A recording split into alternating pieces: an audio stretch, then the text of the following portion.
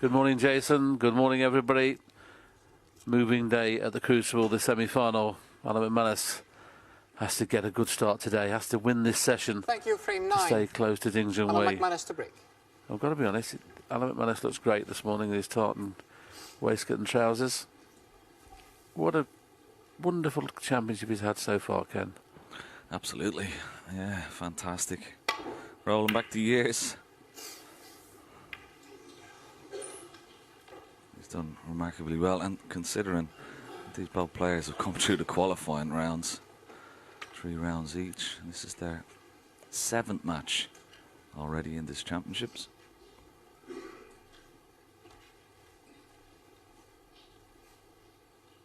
And this man at the table now, Ding, has grown steadily with every game. Got better and better, Willie, and particularly yesterday's session. I mean, 4 centuries in those 8 frames is really fantastic snooker. His pot success rate, Ken, on the whole match was 96% on the first 4. It was about 99%, I think. Never missed a ball. Oh, that's a wonderful opening rate. And this is a great sign, Willie. It's a sign of confidence, isn't it? I mean, he could have played up for a ball colour, but a wonderful angle to knock the red away from the black and set up this opportunity. This is a sign of a guy who's in complete control of himself and his confidence.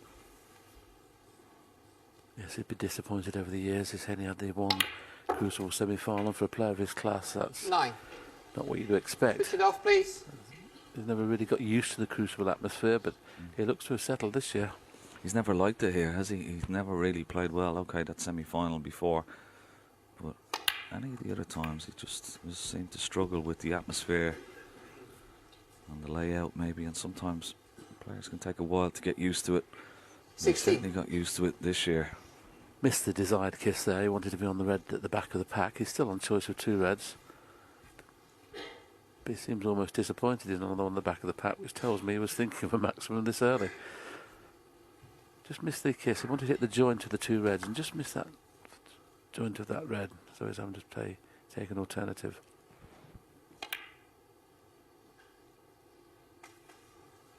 $70. Be interesting to see after he pots this pink, will it go back on its spot or is it covered? It will certainly help him if it is covered, because it'll go on the blue spot. Mm. 23. There's his target, 72. 24. The red at the bottom of the pack, just to the left, up from the black, is potable into this bottom right hand corner pocket. That's the one he's just having a look at now. You could sort of land in between 2 reds here and have a choice.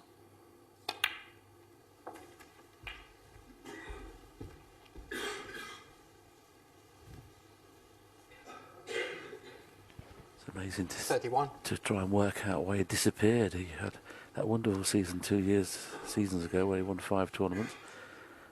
Then last year, best part of this year, hardly won a match. And suddenly found his form again. And he's a wonderful player to watch when he's in full flight.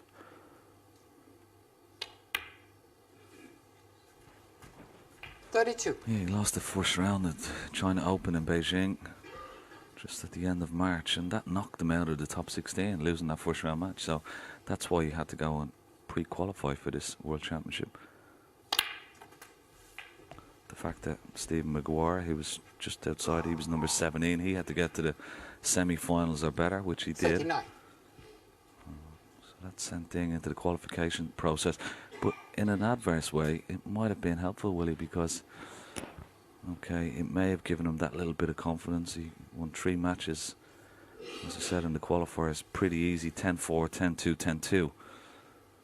And that may have just given the desired bit of confidence that he was lacking, because 40. there's no doubt about it. He's had such a poor season, as you said, so needed to get a few matches under his belt, and he's a completely different player now. Not the best pack to go into here. Needs to catch one of them half ball. That's the problem when they're flat at the back. You only ever get one in the middle, and he's got one in the middle. Excellent shot. Surely we can't have another century. He made a century in the first frame of the 47. first session. Finished off with a century in the 8th frame. Is he going to start with another century? Alan McManus won 2 frames, and to be honest, he'd have been pleased with that, the way Ding played. Highest break 46, but didn't really have a lot of chance. 48.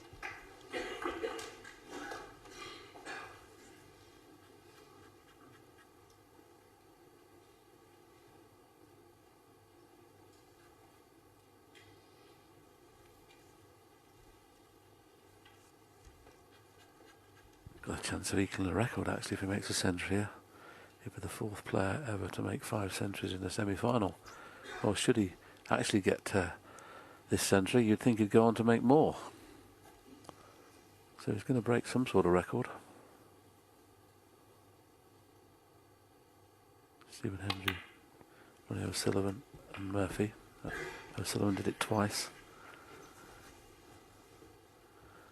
So it's going to be a very 55. special moment.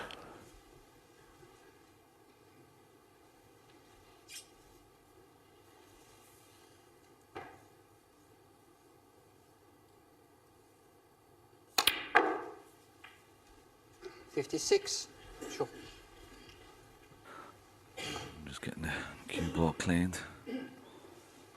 Possibly be playing for that red just to the right of his cue ball.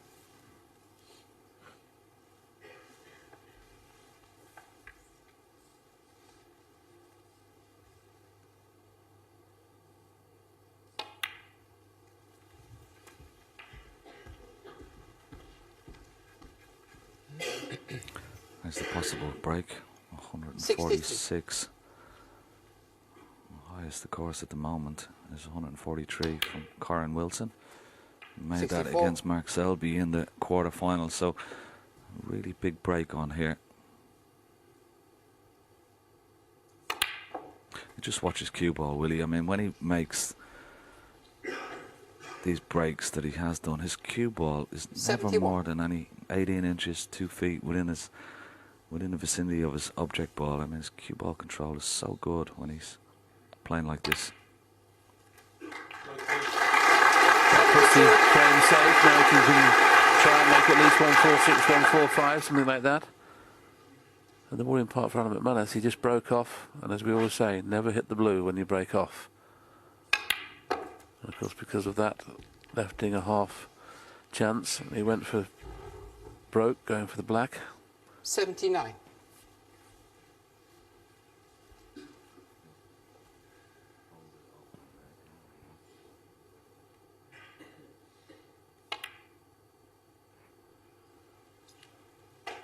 Very, very good. With the pink spot being 3 now, he knows that those last 4 reds. He probably needs the pink on the spot to make a really big break, and he would now be thinking of 143 or above.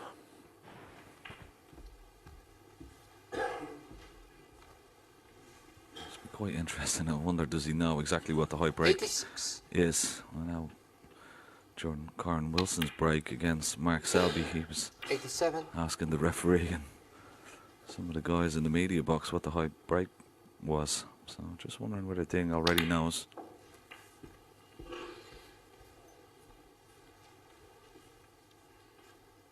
$94. Interesting to see him play for that red there, knowing that that was going to be the most difficult red to get onto. So he purposely played for it. Oh, that's gone straight. 95. He's a good shot with the rest now. Made a full ball contact and got the half ball. Well, this is to equal the record.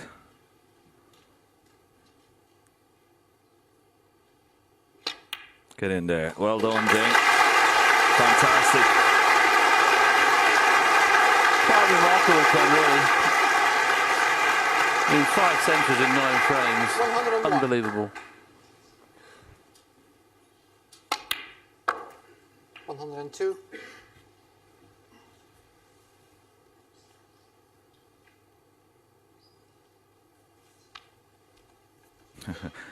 Well, he obviously doesn't know what the high break prize or what the high break is, because he takes the pink here. He can only equal 143 now. And unlikely he's going to get on the black off this last red. So I agree with you, Ken. He's not aware. Doesn't matter though. This has been flawless. 108.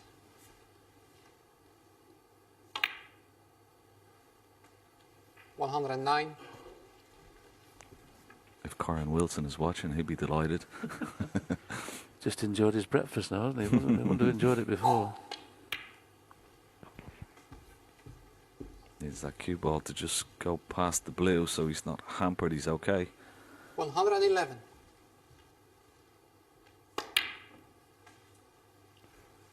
This will beat his own highest break of the tournament so far, which is 132.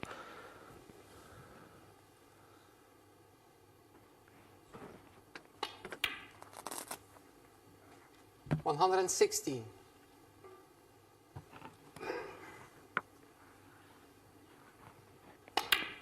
He's made an 120. amazing 411 centuries in his career. This will be the 412. And this one has been absolutely out of the top draw. That's the first bad positional shot he's played. He's finished slightly off straight.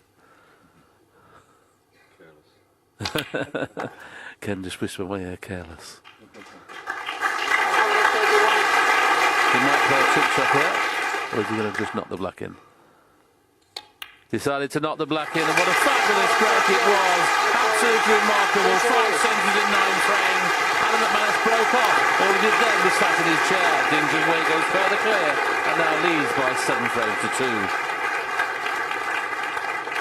And Ken, I know you were kind of waxing lyrical about the first red. Now, a lot of players would have played the first red as a shot to nothing. Yeah, absolutely. Well, it just shows the confidence. Okay, Alan McManus breaks off here, and as you said, you know, he hits the blue, which is never a good sign for any player, and particularly a first shot in the morning. But what he does here, Ding, he weighs up the situation, has a look at the long red. Now, he can normally pot the long red and go up for a ball colour. But just have a look at what he does here. He sees the situation. The red beside the black is covering the black into both pockets, and he plays a wonderful shot. Just plain ball right in the middle of the cue ball at the top of the middle, and plays it off the cushion. Makes that wonderful control, hits the red exactly where he wants it, and opens the black, and goes on to make a wonderful century and clears the table. And it all came from that one shot, and that's a sign of confidence, Willie. And the amazing thing is he's equalled that record. I mean, we talk about O'Sullivan twice, I think Murphy, and to make 5 centuries, Stephen Hendry as well, to make 5 centuries in 9 frames, he's got another possible, you know, I don't know, he's probably going to win this match, you would think now. Probably got another 8 or 9 frames where he could make another 3 or 4 centuries. Just amazing.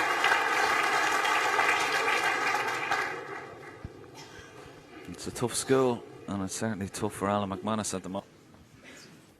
One bad break-off shot. And they're sitting down for the rest of the frame. So Junhui breaks off in frame 10. 8 frames they'll play in this second session.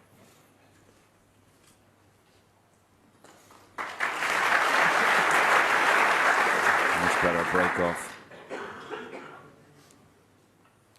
And what it does, Willie, and when your opponent is knocking in long balls like that, making centuries, it puts so much pressure just even on your safety shots. And that's the situation Alan McManus is going to find himself in.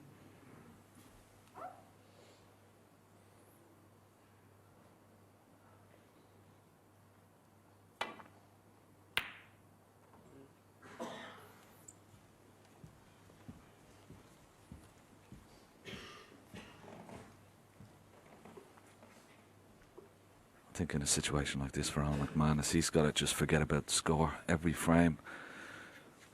It's like he's got to just try and get frames on the board, and just every frame as they come along. Because sometimes you can get carried away with the scores, but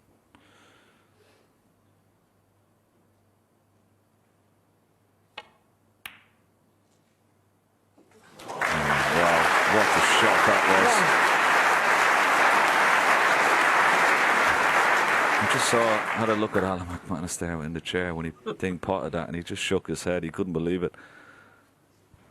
I think that's his intent, isn't it, against Alan McManus? He knows he probably can't stay with Alan in the safety department, so he's decided to play open. But how well did he hit that? He played that 10 times, he potted about 3.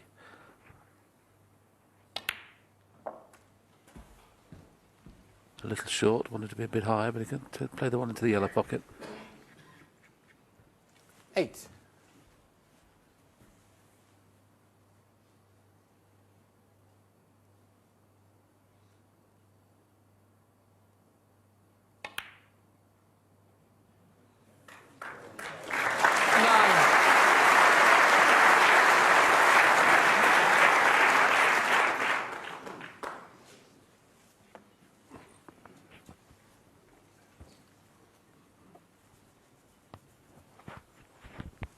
He's got a possible shot here.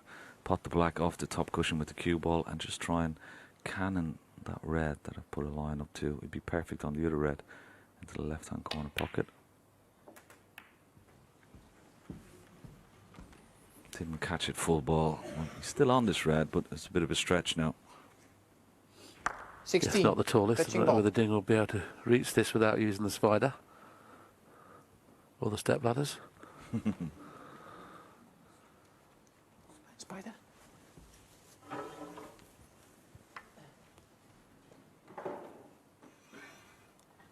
In the break building department, he's up there for me with Hendry and O'Sullivan. I mean, it's just amazing how good a break builder he is.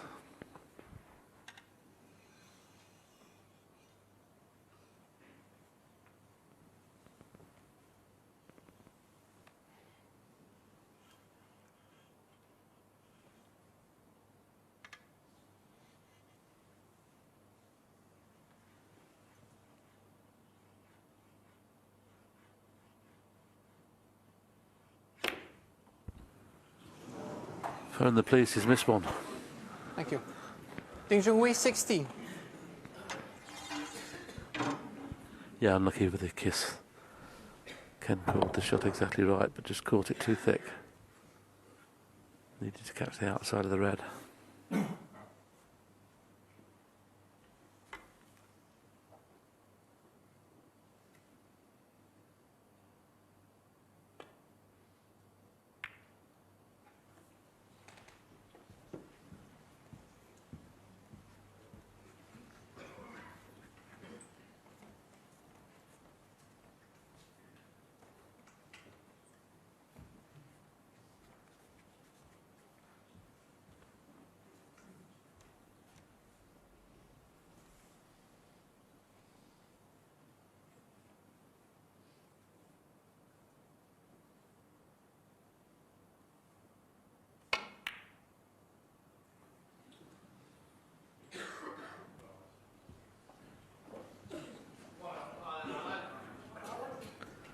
Showed some encouragement for Alan McManus. I think the red passes the blue up into the green pocket, but also the red at the bottom of the pack pots. And you see he's coming up to over almost 30 minutes since he last potted a red.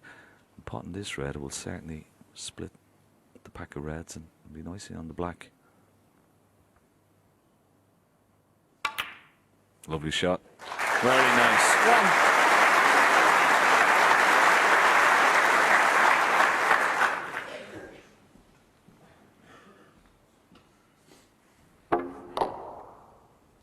Excellent shot. Now there's a gap in between those 3 reds above the black to play the cannon into the 2 reds that are touching. That's probably the better choice here rather than run through and leave a red at distance. But he's running through. Ding would be playing this stun up into those 2 reds for certain, just to hold the white.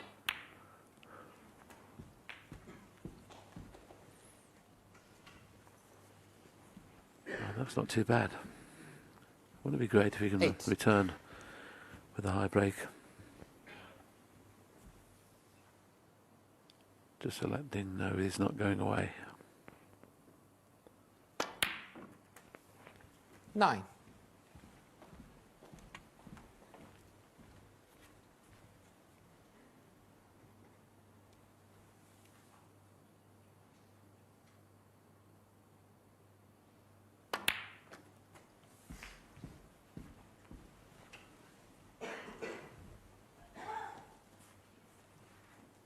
16.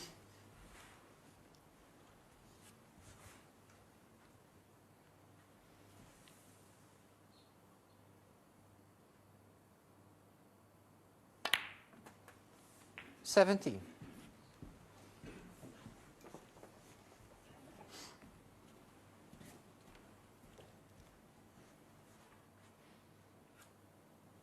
Yeah, here's the possible little cannon you could play into those two reds, and those two reds around the pink spot are potable into this left-hand corner pocket.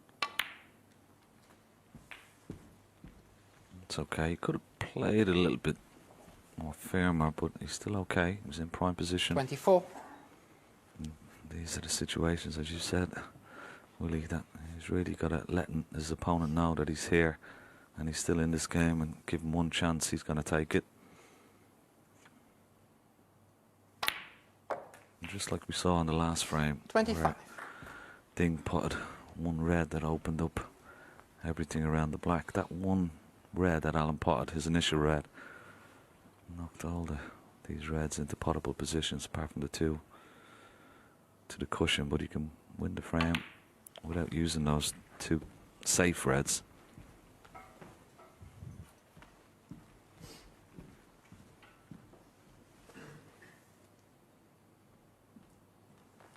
$31.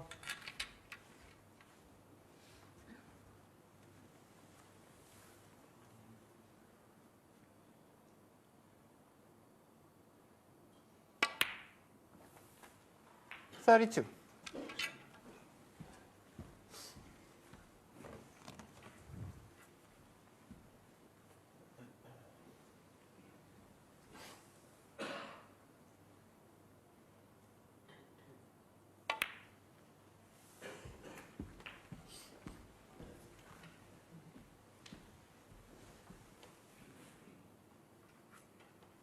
$38. So important to make this a frame-winning chance now, and you'd expect a player of Alan's class to do just that. 39. Just needs these 5 loose reds before he has to worry about the other 2. And then I'll take him past the winning line in this frame.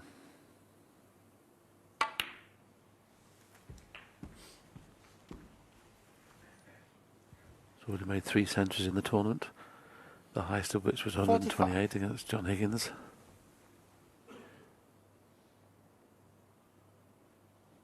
He won't be beating that break now. There's only a 46. possible 127 on with the pink.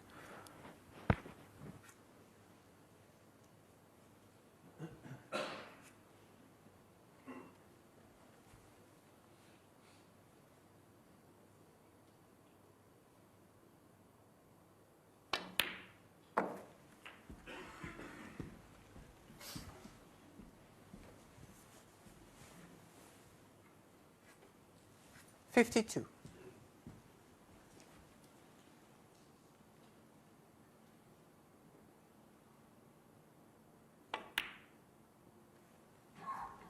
$53.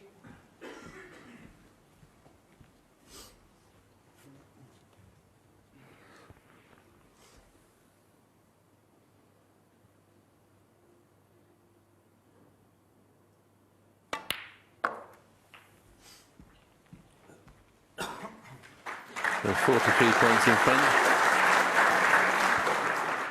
59.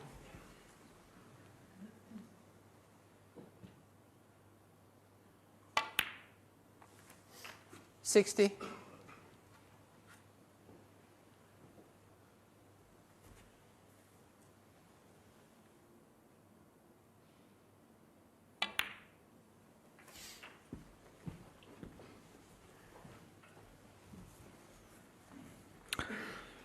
So there you see it, 51 67. ahead. This red. We'll leave Ding needing the snooker.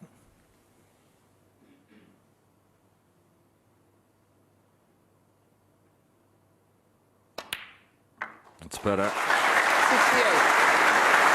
Just what the doctor needed for Alan McManus, this for sure. Well, brilliant. Been kept off the table in the first frame, had just the one shot, and that's an excellent shot. Wouldn't it be great if he made a century now? 73.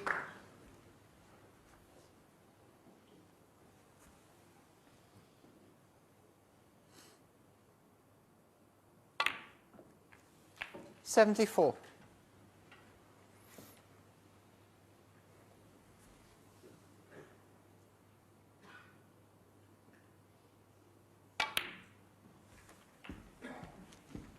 This is great stuff. Showing a lot of determination and fight here, 80. Alan McManus.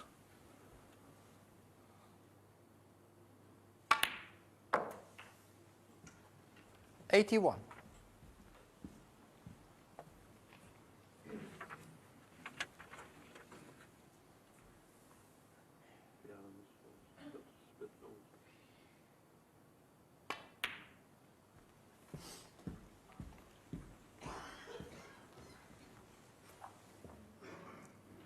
$84. Not been prolific in the breakbuilding department this year. He's only had 15 centuries, but 3 of those have come in this championship.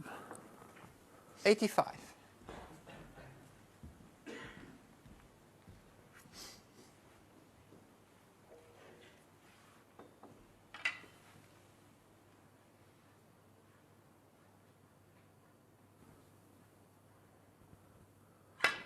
I think the record's sure to go this year, Ken. It's 71 if he gets one here. I think the record is 86. 87. Happened a couple of... Still got a couple of days to go, of course, yeah. Possibly. 89. Possibly go.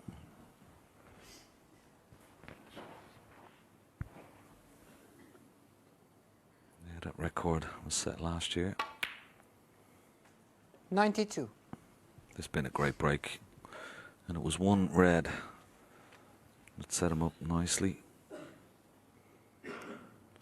Potted the red, split all the reds into position and landed nicely on the 96. black.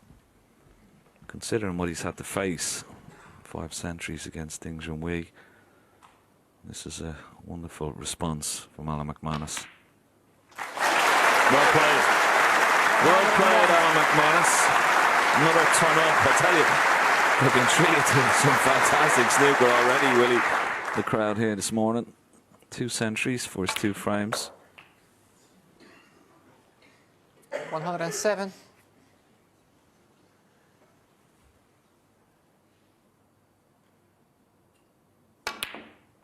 Little trick shot. Well, hold on. Wait for the black. Wait for it. Has it got the legs? Has it got the legs? No, it doesn't. 107. Wonderful break, though, from Alan McManus of 107. He closes the deficit, but it's still Ding Junhui who leads by 7 frames to 3.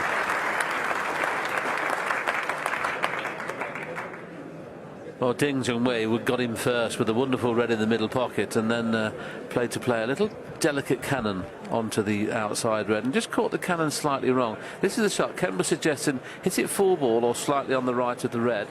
As you see, as we let it run, he just catches on the left hand side, which of course takes the red into the pack. Yeah, there you see it, just on the left hand side of the left half of the red, and of course he was using the spider, couldn't reach it. It was very, very difficult, isn't it? It's very difficult to sight the ball when you're using the spider, and of course you're bridging over all of the pack of reds, and that's exactly what happened. But the shot from Alan McManus, Willie, the opening red, here it is. I mean, he had a red up into the green pocket, but this was the more aggressive shot.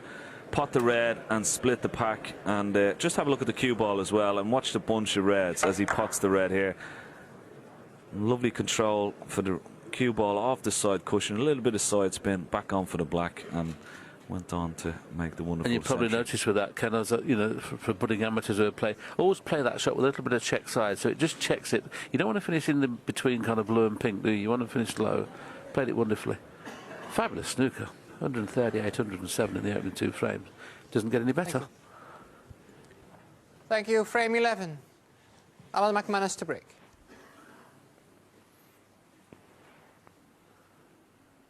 Well, Alan McManus, having sat out the 138, replied with 107. Now he has to try and win this mini session, win these 2 frames to take a 3-1 interval lead and close the gap to 7-5.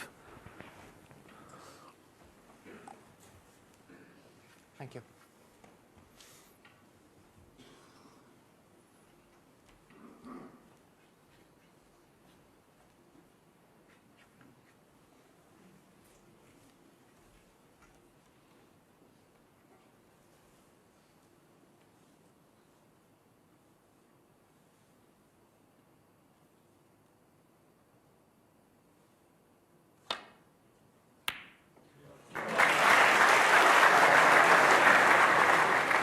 Oh, there's his intent again.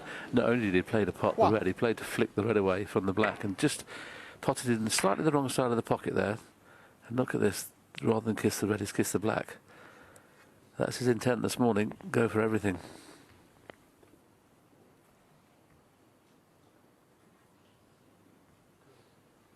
Green ball.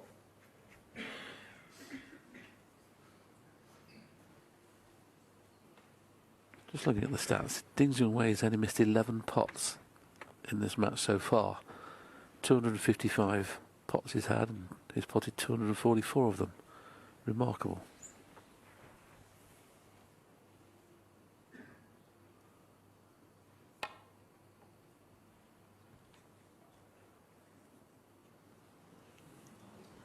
Foul and a miss. Free ball. Ding Junhui 1. Free ball. Alan McManus for 4. Alan McManus, that makes a difference. No point in Alan McManus putting them back here.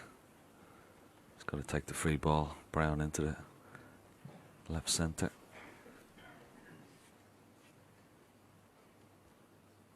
That wouldn't have even crossed Ding's mind, would it, as he was playing the green, that he could leave a free ball.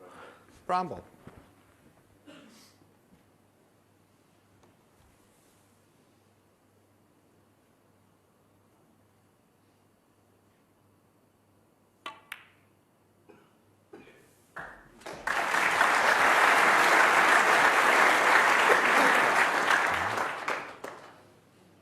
Nicely held for the brown into right centre, and he can pot this and get down towards the reds.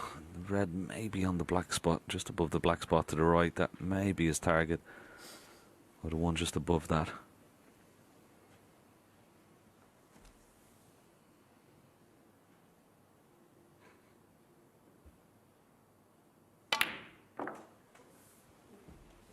Just played this nicely.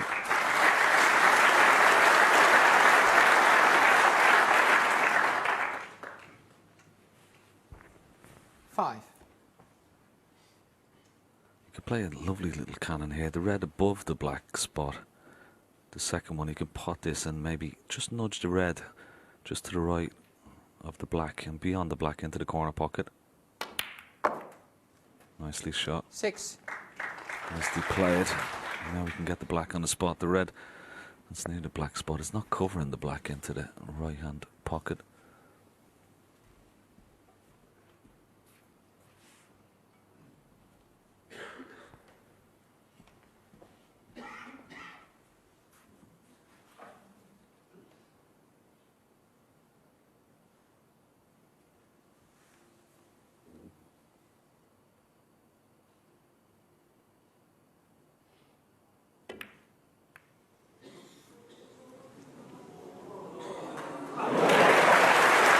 Never a doubt.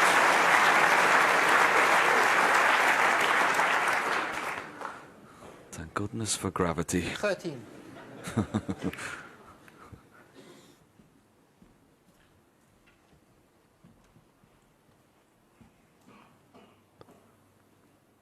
No problem with the red, but it's you can't get to the bottom of the cue ball to screw across the face of the black. And this will be a little bit jabby from where he is. Got to be very careful with this one. Could push this. He's got to be careful. Well Played done. it well. Thank you. Played it well, didn't he? It's so delicate, Just those felt it was shots, aren't slightly they? off, Yeah. off straight, so he could probably just make sure he didn't hit it twice, but it was very close.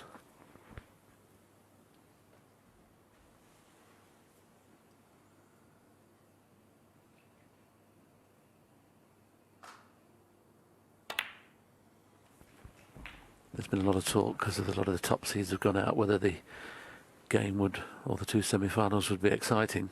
It can't be any better than 21. this. The standard of playing this match has been right out of the top draw. Once again, the pack's 22. not great to go into here, but he's going to have to play it.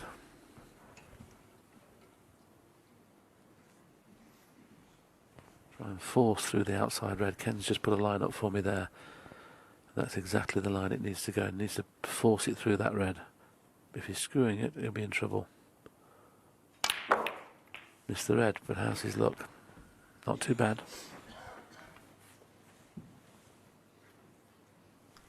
29.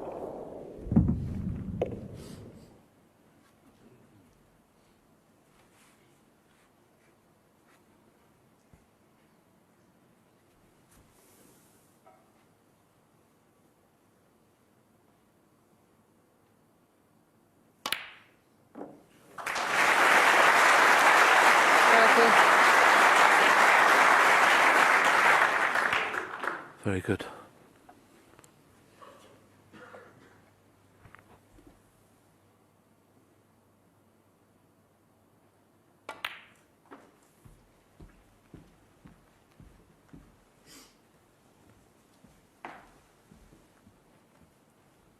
$35.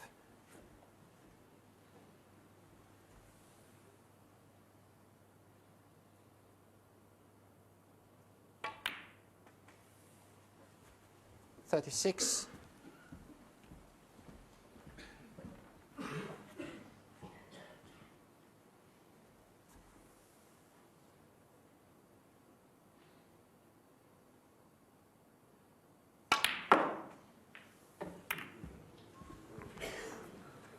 Well, if as long as it's not straight, it's okay, but he's unlucky it's been pushed to the cushion. You can see his disappointment in 39. seeing that red go tight. Thing is, he can't play this with any pace, and he needs to play it with a little bit of pace to get out for the black. Very unlucky there. Didn't quite catch the pack full.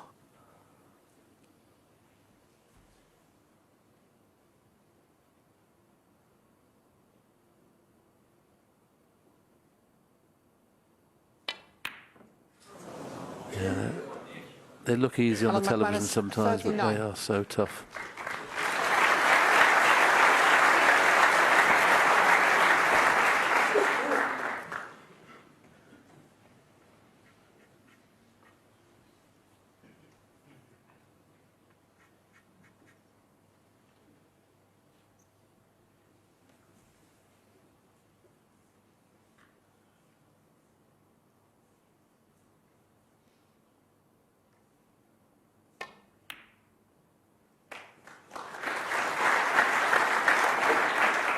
One.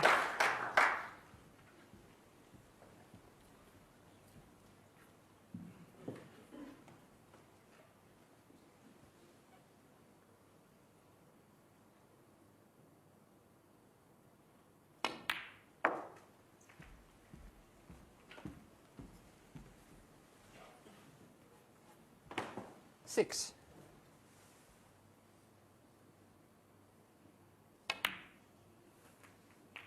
Seven.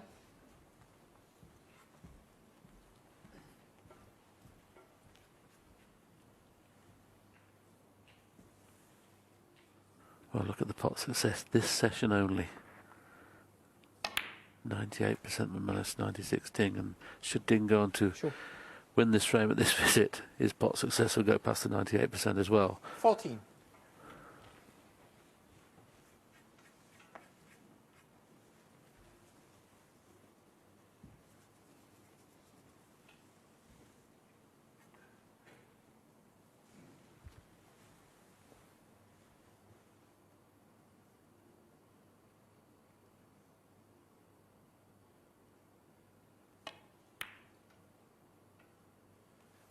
$15.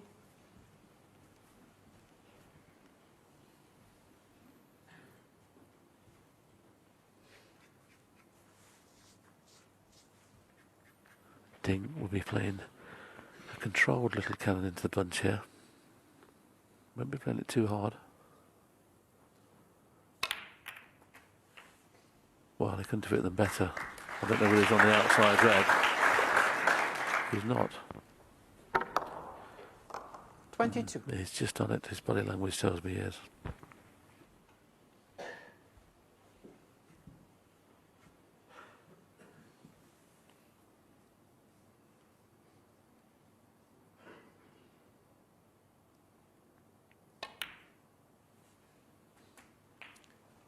$23. He may have to take the blue here, but in saying that, the blue's too straight. I can't see how he can get onto a red here. The one at the bottom of the 4, that little square of 4, if you can screw back off the blue and get onto that, we'll have to be so precise with his position. This is the red is trying to get on that one there, but you see he's only got to get right near his elbow.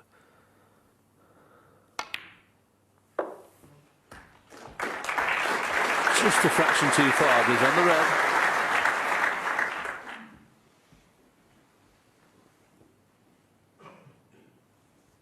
$28. He was just looking when potting this red. He's got to go through the gap of the 2 reds there. Now, he possibly will be cannoning into these 2 reds. Maybe trying to go through that. He might just slip off the red but still be on the pink, and he's judged that 29. beautifully. That was a lovely little shot. And in doing that, Ken, as well, he's flicked those 2 reds into play. Never misses a trick, Ding. Very similar to the great break builders like O'Sullivan and Hendry. They always try and bring everything into play. And he's done that now, and he's now favourite, obviously, to win the frame.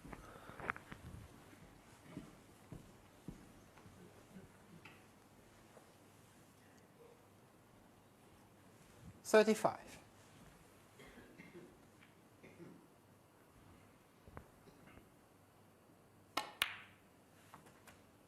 $36.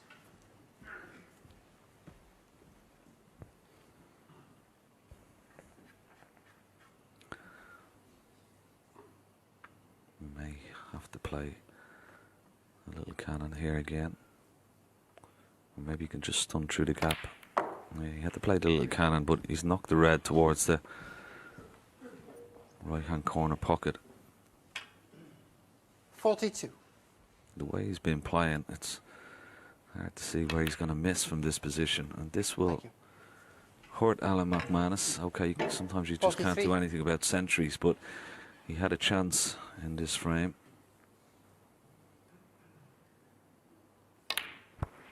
Can I just explain to everybody who's watching? This game is not as easy as this. 50. This is remarkable. They're both playing at the top of their game.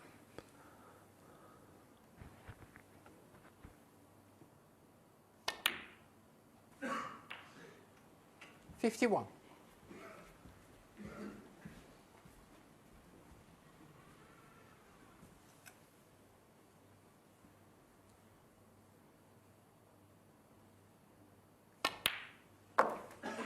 Yeah, sometimes when you play a safety shot, you might leave a long red, your opponent knocks it in and goes on to make a century. There's nothing you 57. can do about it. You sort of accept it a bit more, but these type of frames, Willie, they really hurt you because 58. you're in and you think you're going to win the frame, you miss a pot, and your opponent comes to the table and clears up to nick the frame from you.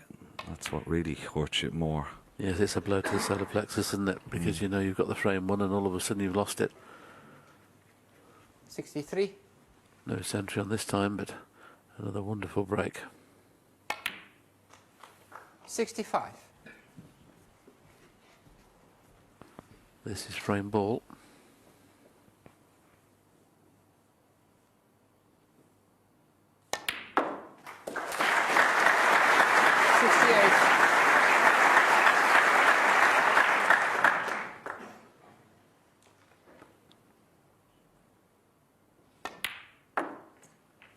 Any young 72. players watching this do well to take the tape of these first 3 frames, watch them and see how breaks are compiled. Both players have already put a foot 77. wrong. Just that one miss from Alan McManus is costing the frame. Ding has been awesome. 83.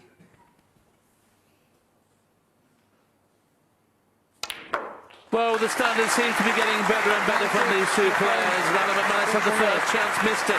Ding cleared with 90 to go further clear again, and now leads by 8 frames to 3.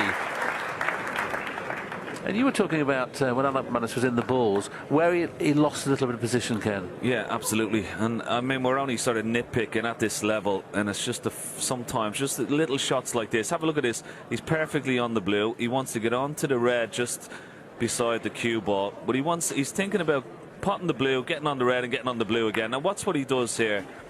He's a little bit short with his cue ball, and instead of being able to pot the red, get on the blue, and split the pack nicely, he has to go down for the green.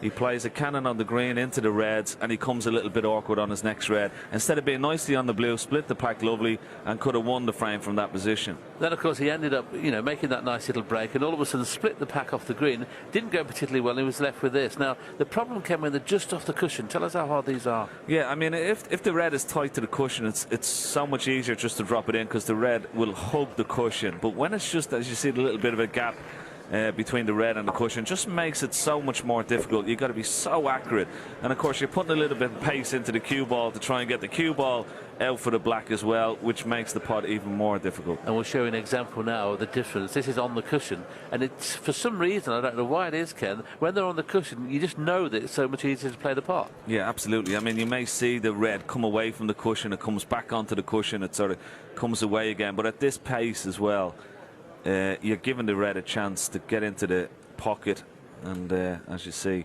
much easier when it's tight to the cushion as opposed to Manus's last red that he attempted, which cost him the frame. Thank you, frame 12. Junhui to break.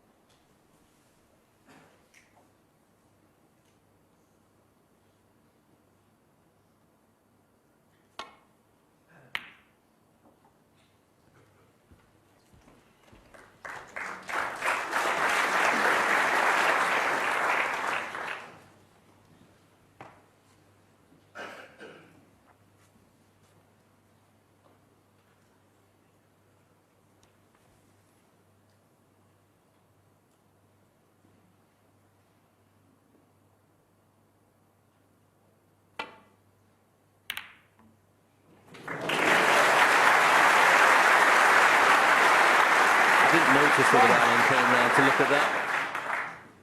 He probably wish he had now where he's left the cue ball. Wouldn't have played it quite so hard.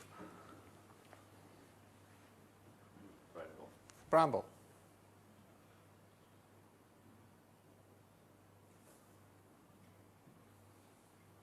See, there's the difference, Ken, between attacking break builders and people who prefer to keep things tight. A ding there would probably take the green into the pack, screwed back to the cushion. Yeah, possibly. I understand what you're saying. A big target.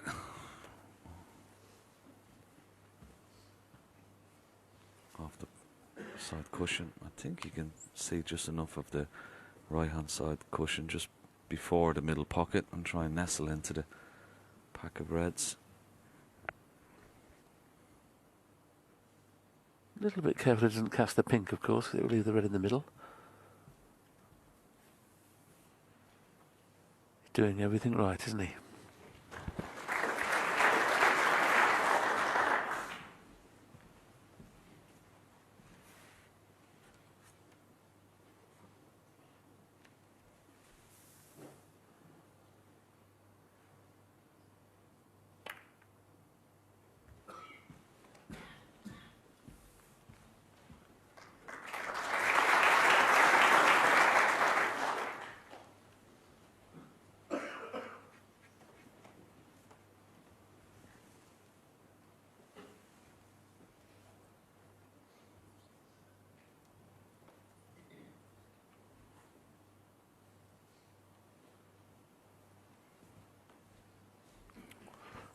Ding looking to play the aggressive safety shot again. I'm not too sure whether you can see the red above the black.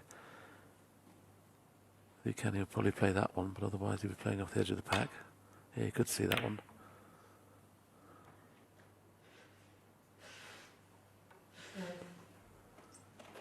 A good reply.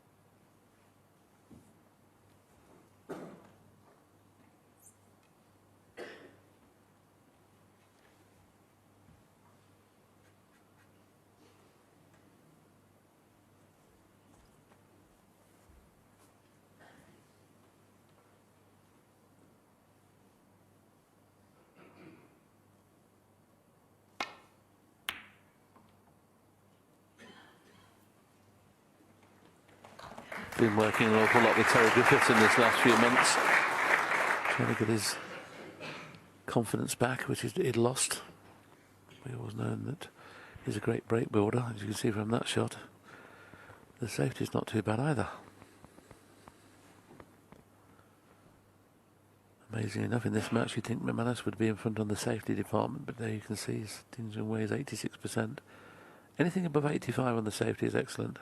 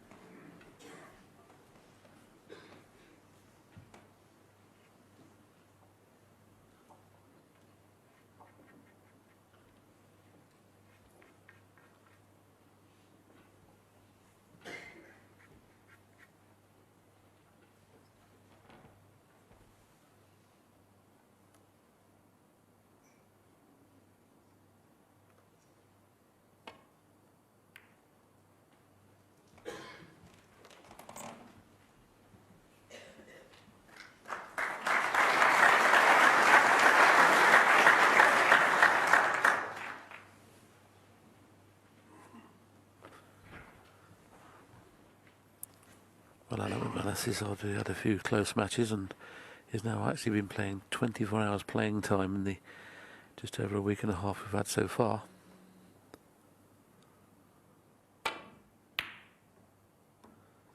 And Ding, of course, with that session to spare, has had 3 hours 40 minutes less.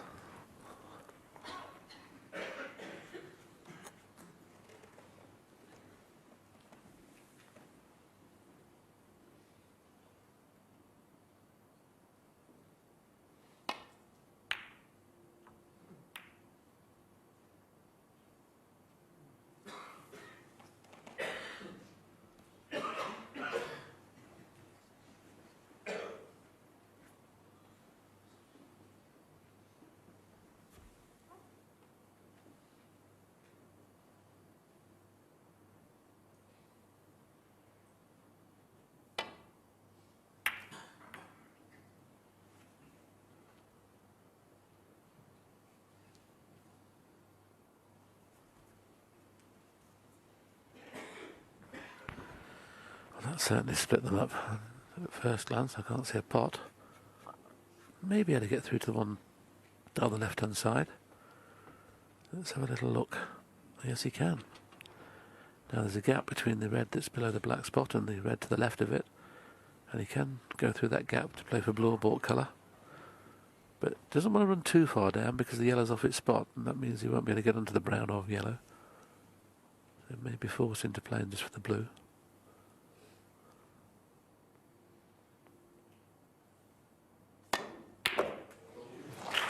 Wonderful. Doesn't deserve this.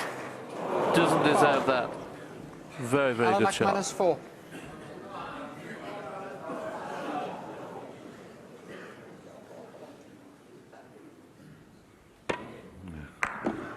Wonderful pot, wasn't it? Found the gap as well. Didn't expect it. Go into the centre pocket. Now, what is he left? Alan McManus. Nothing straightforward. Possible red to this right corner pocket, but it's not that easy. He's got to manoeuvre the cue ball back around the back of the pack, so he's looking at the more straight red to this left-hand corner pocket, but there's a lot of pressure on this. He's looking to see there's the black pot to the left centre, so it's maybe putting all your eggs in one basket here. If it goes in, he's got a frame winning chance. If he misses it, could lose the frame. Bit of pressure. Bit of pressure on it. Maybe the wrong choice. Sort of forced into having a go there, but there were other options. A bit surprised he took that on. Much easier shots when you're 8-3 ahead, Willie, but when you're 8-3 behind, a bit different.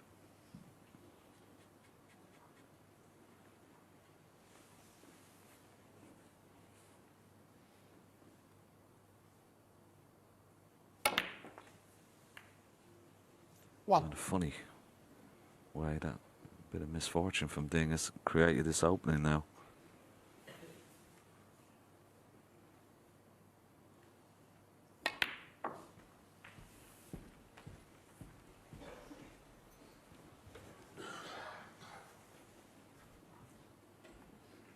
Eight.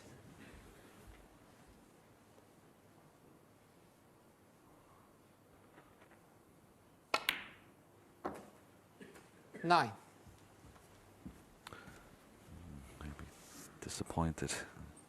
It's not normally his style to push the boat out like that.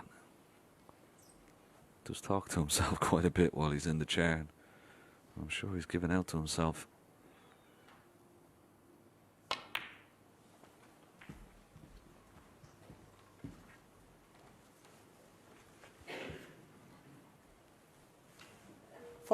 And he knows with the black and pink both being in play, this is likely to be another frame-winning break, the way that Ding has played so far in this match. Thank you. Just can't afford to make any mistakes, can you, at the moment?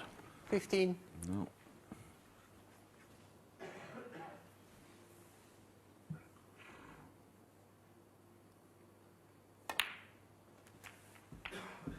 We've had 4 players, as you said, has made 5 centuries or more. Sure. In a 22. semi-final.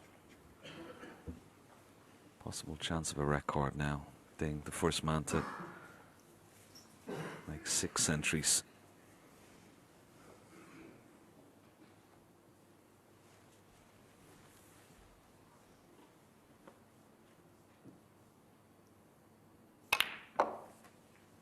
$23.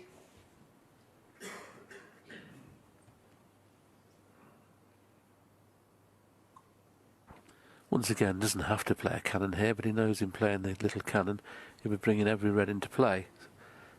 Just see if he can get onto this red low so he doesn't have to play that cannon, because he can push through the 2 reds out of the way. So choice of shots he could play here.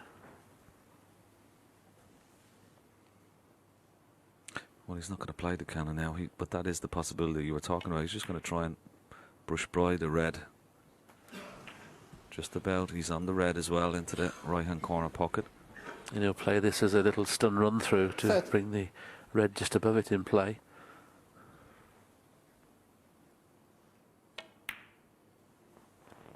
Didn't quite play the cannon. 31.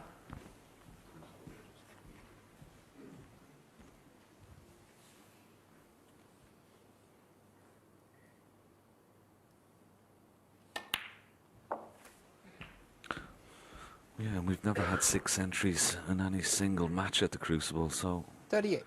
this will be...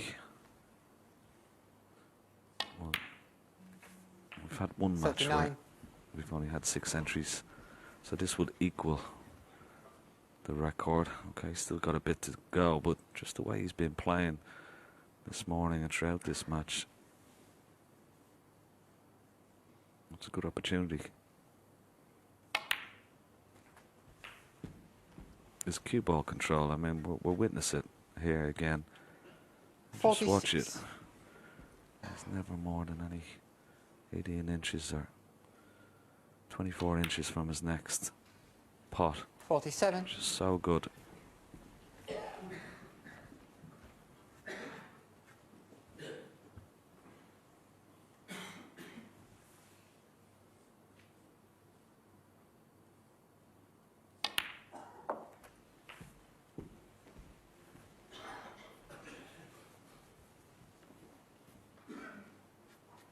$54.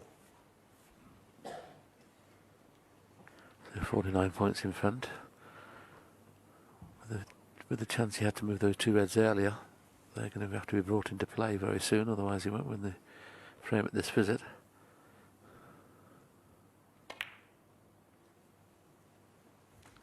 $55. Glance at the scoreboard. I just wonder whether he's going to get onto this red. There's such an angle he can just go into the 2 reds and bring them into play. If not, he's certain to get on the black nicely enough to leave an angle. 60. Could play this cannon, or just could make sure he gets on the black. He'll be on black or pink if he plays the cannon.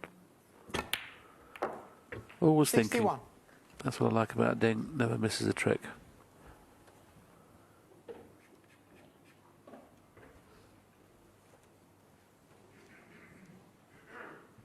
A lot of players would have just made sure the red potted the black, and then obviously if you don't pot the next red, your opponent carries on. Ding wants to make sure that Alan goes to the interval now. Doesn't want to get him back to the table.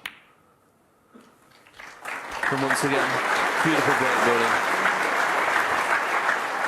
The lowest break in this mini 68. session of 4 has been this, but this could obviously become bigger very shortly.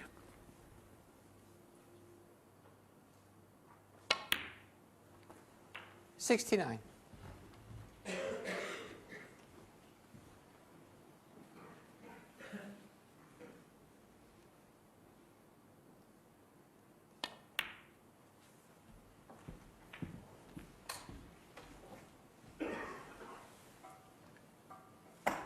$75.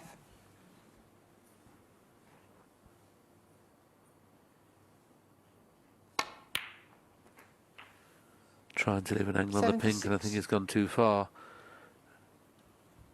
So he may have to leave a double, unless he can run through and get in behind the reds. Just got the angle to do that. So he'll be trying to push this second red over the middle. If not, he'll be on the other red. Good effort. The red's still potable into either of the corner 82. pockets, both of which are very difficult.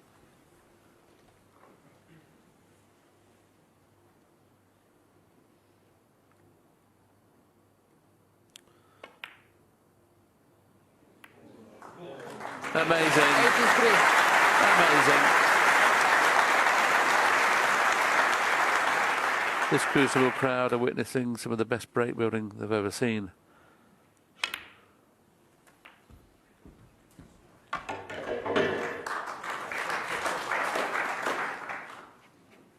$89.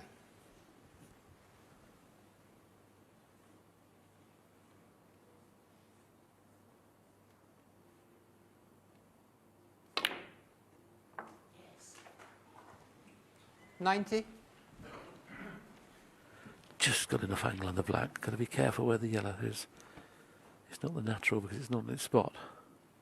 So doesn't want to get too much side on this. Don't want to get too much side on it. Oh, what a shame. 97. He would have been breaking the record or equaling the record of 6 centuries in a semi-final. Hello. What an amazing first 4 frames of this session this morning.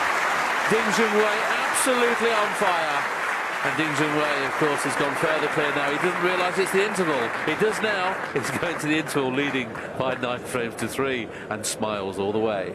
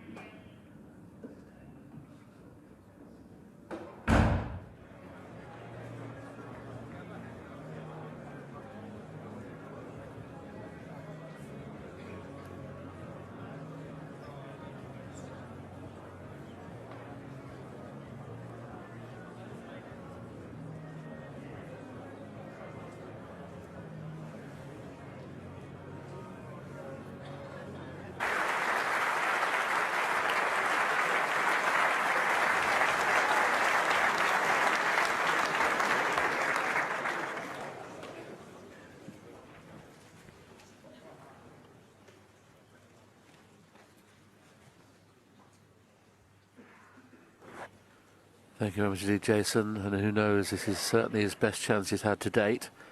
Obviously, the two players, he's got to get to the final Thank you, first, but frame the two 13. players are waiting. Mark Selby or Marco McManus Fu will be a tough match.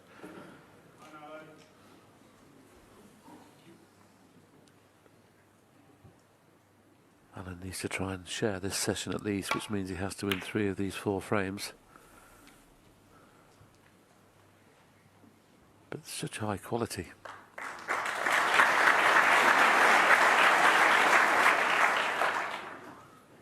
McManus usually likes to get people playing at his own pace, but Ding's dominating the pace. It's average frame time 16 minutes. And there you can see the difference with the average shot time. Obviously McManus not had much table time at all, mostly just at the latter end of frames.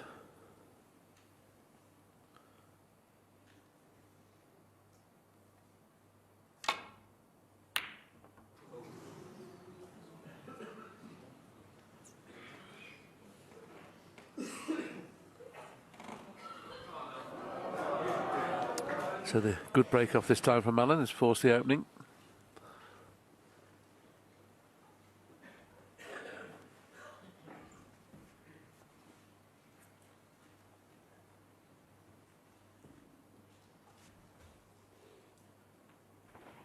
I only got down to look at the angle. I don't know whether he's thinking of running through for the black, but surely just stop it dead for the brown or green.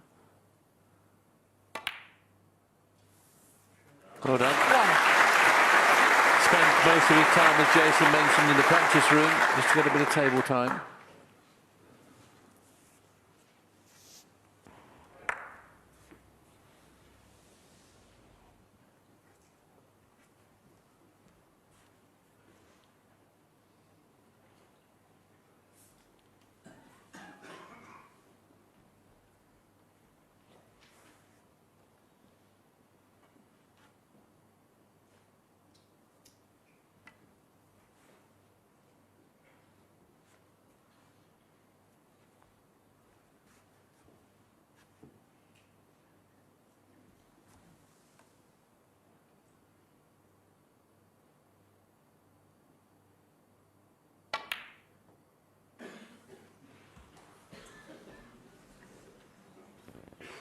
Very good shot.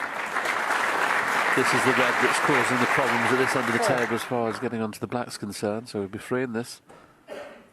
Has to make this chance count.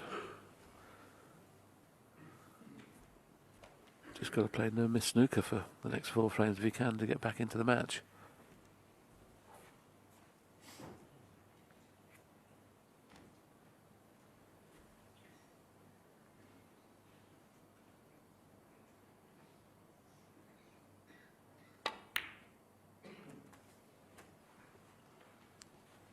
5.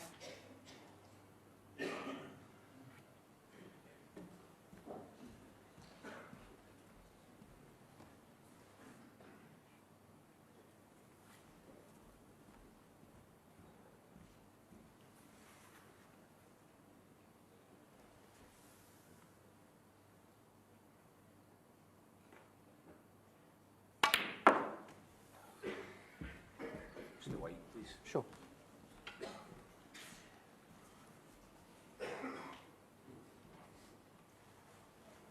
8.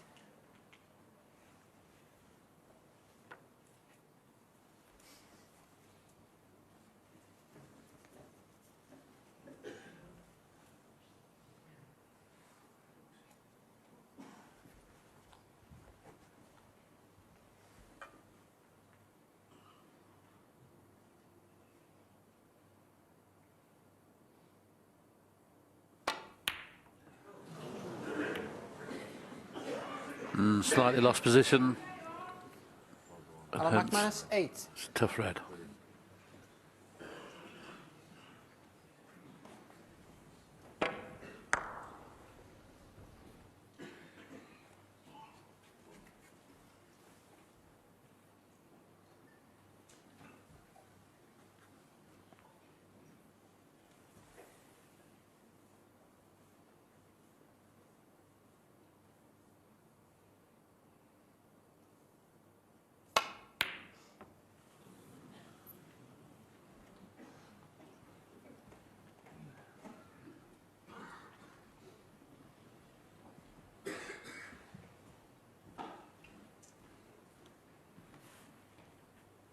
No value in taking the cut because the black's not on its spot and he won't get on the colour, so just be playing safe here.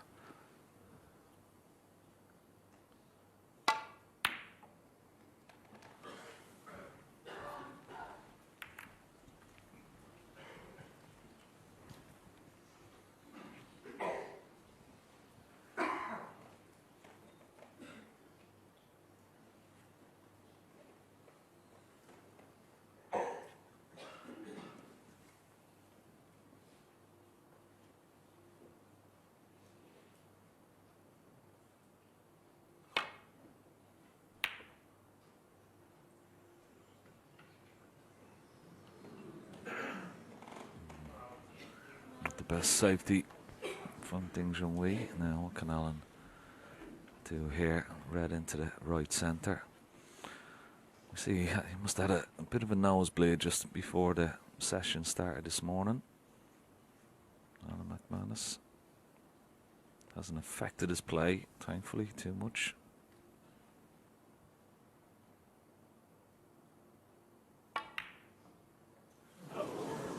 Just as I say that. That's the first easy shot he's missed, though, Ken, isn't it? But the pressure's on now. You've had a few nosebleeds, Willie, haven't you, when you got to the latter stage of the tournament? Didn't happen very often.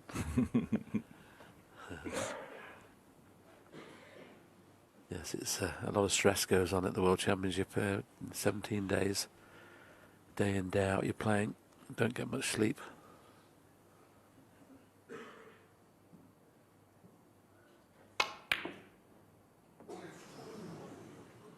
Still playing very aggressively.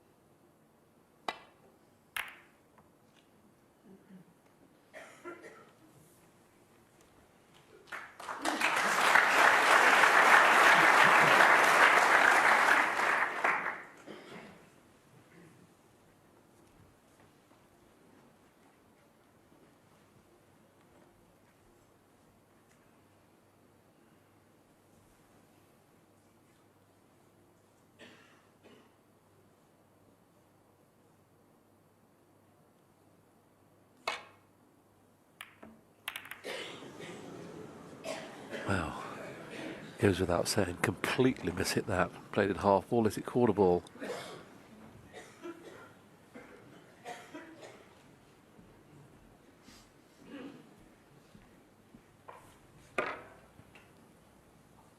Half ball, he gets the gap between those two reds. Oh, Alan, you've got to take these chances now.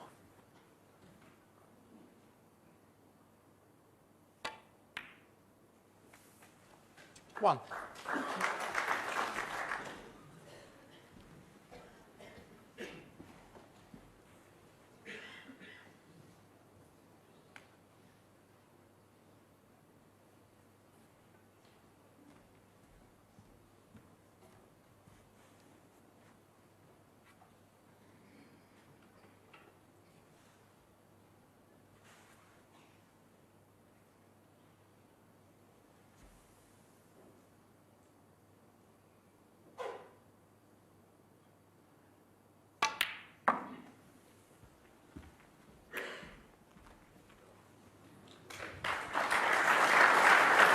Yeah, nicely played.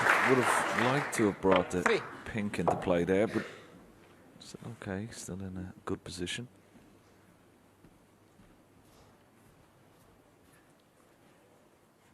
Love to get that black back on its spot at some stage. Can't do it from this position. May have to go back up for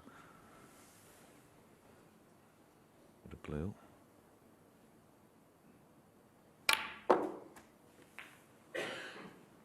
Bit short. 4.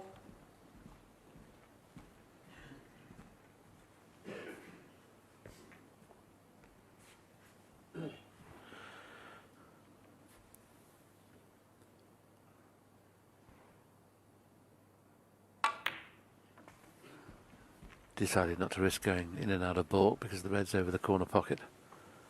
So wasn't worried too much about Nine. leaving this at distance.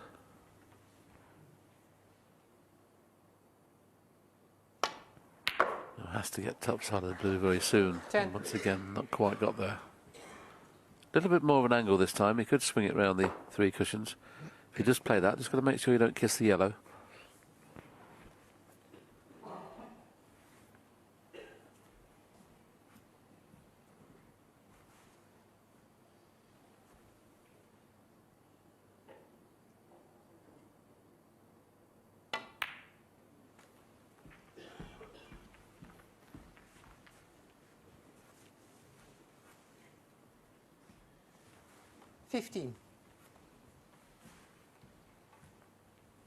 Just wonder whether he'll try and take the risk of getting onto the black this shot.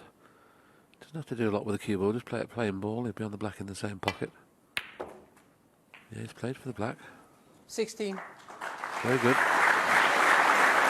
This is the key shot in the frame. If he gets nicely on the next red, dead straight, the black goes on its spot, and then he should win the frame at this visit.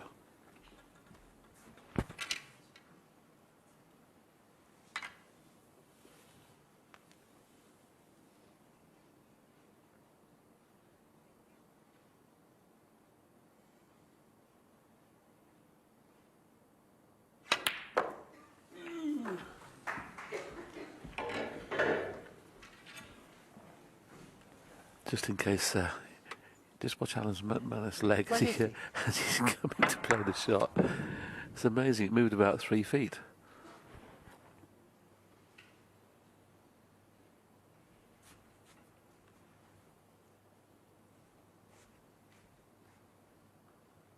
Didn't quite get the desired screw on the cue ball. Wanted to play for one in the corner. This is not easy in the middle, especially the pace he's playing it. Always missable those. When you're playing across the table slow, 23. if that cue ball can finish near the cushion, that red's a certainty. But it was so near the cushion. Yeah, and particularly as you say, when you play across the nap, sometimes the cue ball can drift slightly. He'd be disappointed he didn't win the frame from that position. It's one of those, if he'd played it hard, he wouldn't have missed it, but obviously plays it hard, the cue ball goes in the baulk area. So I had to play it very steadily, and he'd be so disappointed because that's twice he's been in first. Lost it the first time, lost the frame. I wonder whether this is going to be costly this time.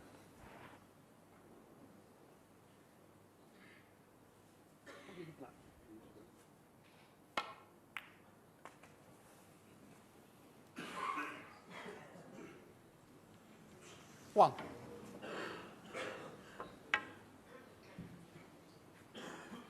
Played that shot with a tremendous amount of right-hand side. This is not easy, this black. Okay, doesn't have to do much with the cue ball, but he's got to be careful. Doesn't foul the red on this follow-through. Is it going to drop? Is it going to drop? No. No, it wasn't that easy. Junhui 1. Now, chance for Alan McManus.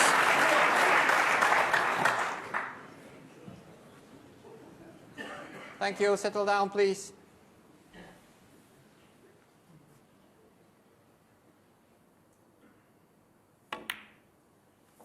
With a 30-point lead as well, he won't need the 2 safe reds on the left-hand side of the table.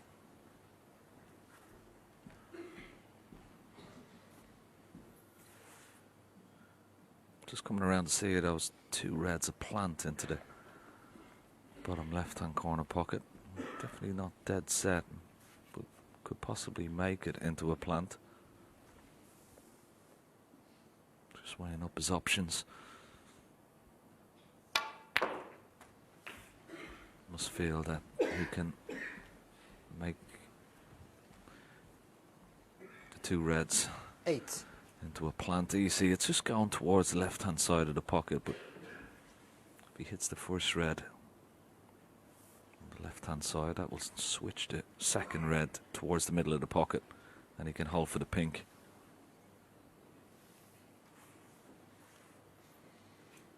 Couldn't have placed the cue ball in a better position, really.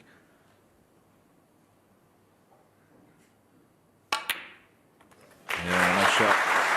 9.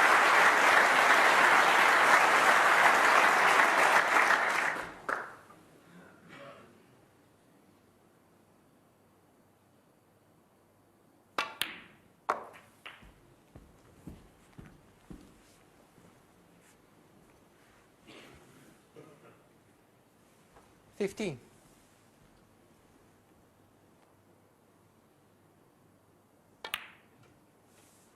16.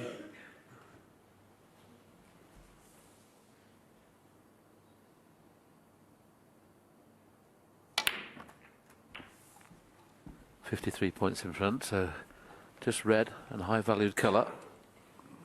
Ding needed a 20. snooker.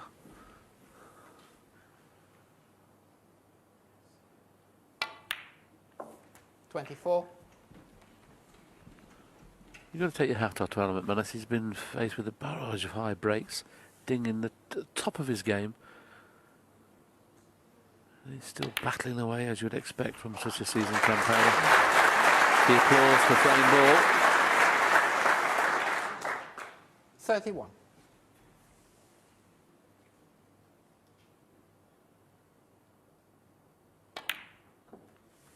$32.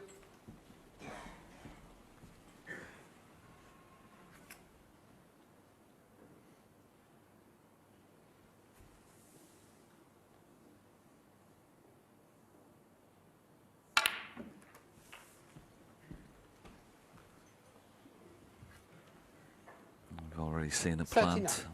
May see a double now from Alan McManus.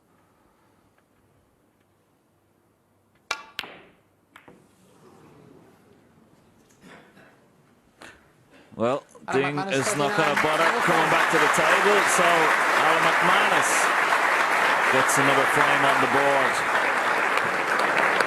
But it's Ding Junhui still leads by 9 frames to 4. There's one shot there when Alan McManus obviously missed the red across the middle of the table there, and we suggested that that could have been the end of frame, and Ding had the red right over the corner pocket. Just had to make sure he got on the black, but he just slightly misjudged it. And of course this was a shot really where you'd expect him to get on the black. He played with a lot of side here just to check the white up. And as we see it here, he wouldn't have expected. There's the check side, look, just expected. If he gets the red full ball, Ken, absolutely not a problem, but all of a sudden now hampered queuing. Yeah, and I mean, he's just trying to pot the black. Obviously, he doesn't have to do too much with the cue ball, but the fact that the cue ball is so close to the red, it sort of just takes his eye off it slightly. He's more conscious of not fouling the red with the cue on the follow-through, and doesn't strike the cue ball where he would have liked, and subsequently left Alan the chance to get another frame on the board. And as long as he can stick with Ding Junhui, as you said, Willie, the barrage of breaks has all been from Ding Junhui. Okay, Alan has had 1 century, but as long as he keeps sticking within range of Ding and not letting him getting too far ahead, then maybe towards the final session that Ding will Thank you. see some sort of pressure. Thank but you. still a big lead. Frame 9 14. frames to 4. Ding Junhui to break.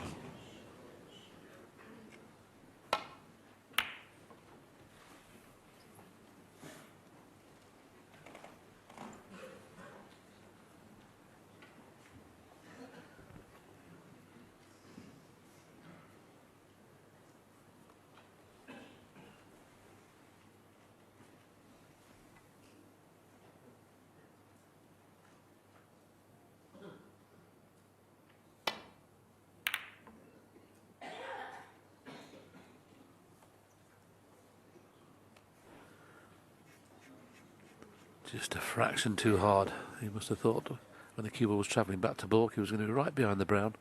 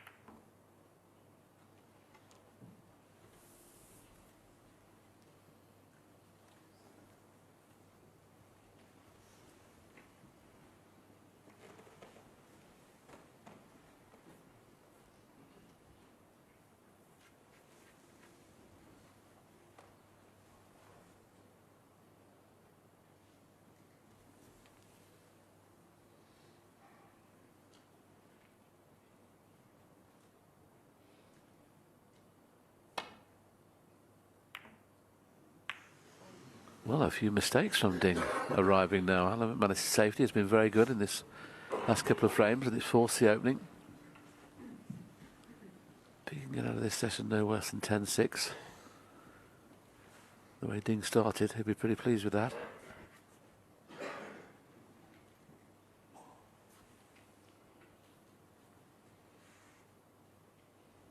That stat we've just showed you of the safety. Ding was in front on the safety before this morning's play. Coming into this session, it's changed.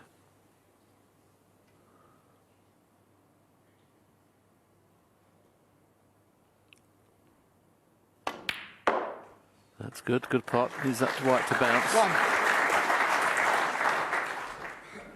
Not perfect on the blue or the green. Normally the shot's just, with the red spread, you don't have to go hard into the pink, you play slow into the pink, but the blue's a little bit too thin to guarantee the full ball kiss, so he's got to be very careful here. Not even playing into the pink, just probably playing into the 2 reds to the right of the pink. Needs to hit the full ballish. Well done, excellent shot. Chance of a frame winner now. Look at these reds, they're beautiful. 6.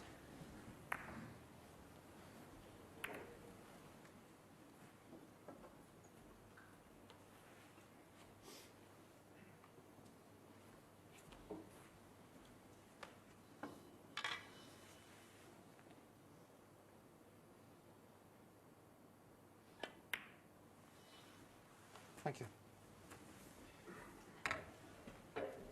7.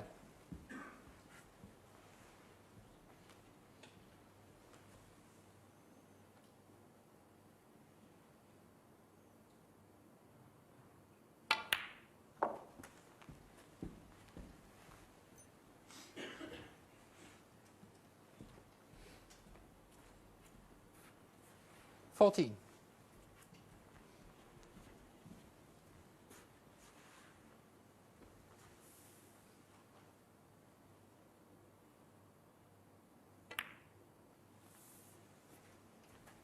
15.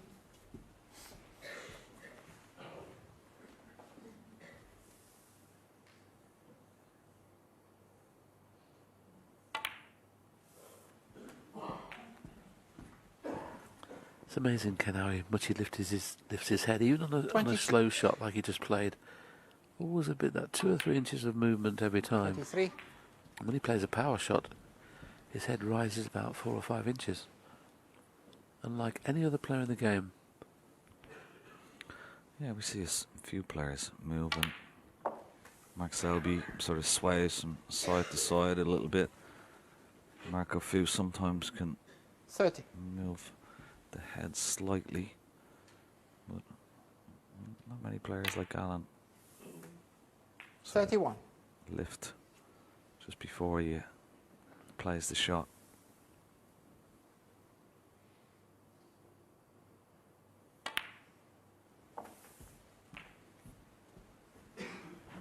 Didn't get nicely on the previous black, and now he's just slightly 38. lost position again.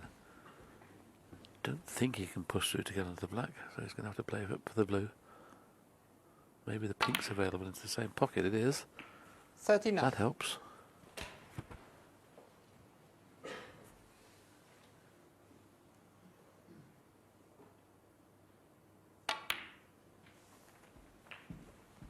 Don't think pink will spot on its own spot, so it'll go up on the highest available, which is the yellow.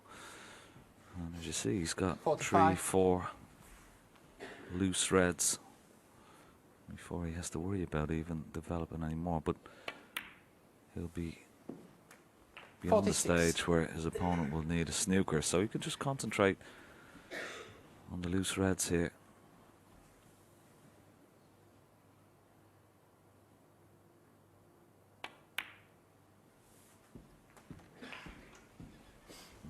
He missed a red into this bottom left-hand corner pocket, albeit 53. a lot more difficult than this.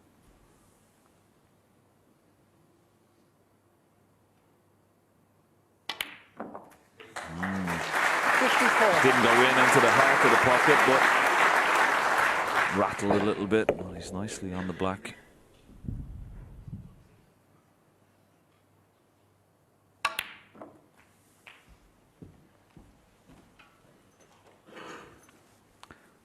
There you see it, 61 ahead. Didn't play that 61. as well as he would have liked. He wanted to be straighter on this red. Now he may have to pot this red and go into the cluster.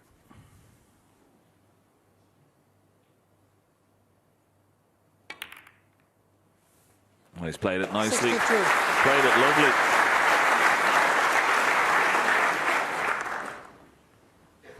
The performance from Alan McManus has been absolutely top draw. I mean, Ding's played at his very, very best, and he's still hanging on to his curtails. And started to score very heavily when he gets in now. Made 107 69. in frame 10. This red goes in a frame-winning break in this frame, frame 14. Deserves a century now.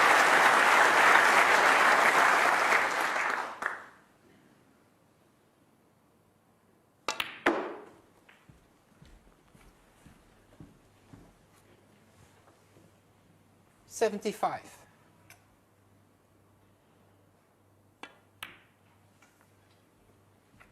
76. Frame beyond any doubt now. Alan McManus is going to close to 9-5.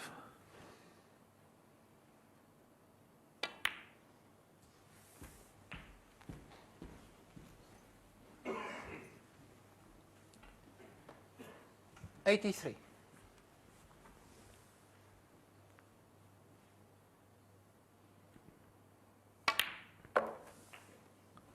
84. It's been good stuff, isn't it? 128. 138 in the very first frame. Then 107. There's 3 centuries on the bounce.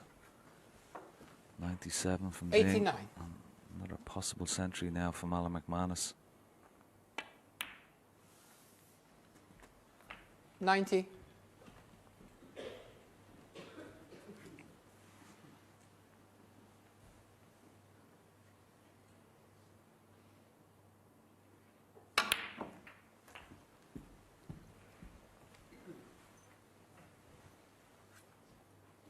97.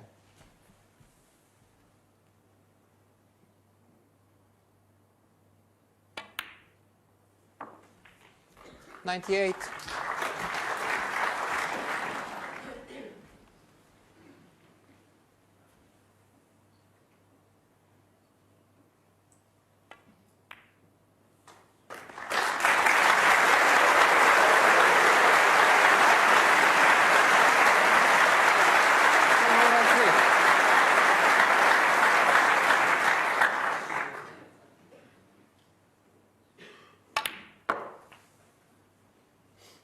104.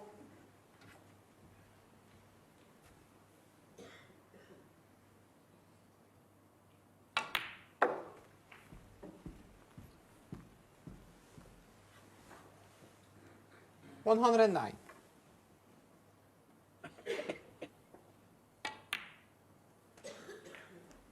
111. Oh, this has been a fantastic break. Great response from Alan McManus.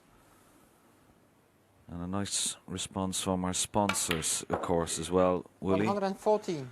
Once it got over the 70 century mark in this tournament, the title sponsors, Betfred, have given 25,000 to the Bluebell Wood Children's Hospice. Nice gesture from the title 118. sponsors. This will be the 72nd century of the tournament. The target, of course, is 86, which was made last year. But more importantly for Alan McManus, let's close the gap to 4 now. And after such a fast start from Ding Junhui, Alan McManus is stuck in. 129. Be nice for him to pot the black. It would level Ding's high break at the match. 138. 136 actually, thinking about it. He's playing the same trick shot. This time it's close. This time it's close, trust me. This time it's really close. There it is! Finishes off with a trick shot. Wonderful break at 136. He takes a bow. And you have to drop your cap to Alan McManus the way he's played this morning to keep in this match, but he still trails by 9 frames to 5. Excellent.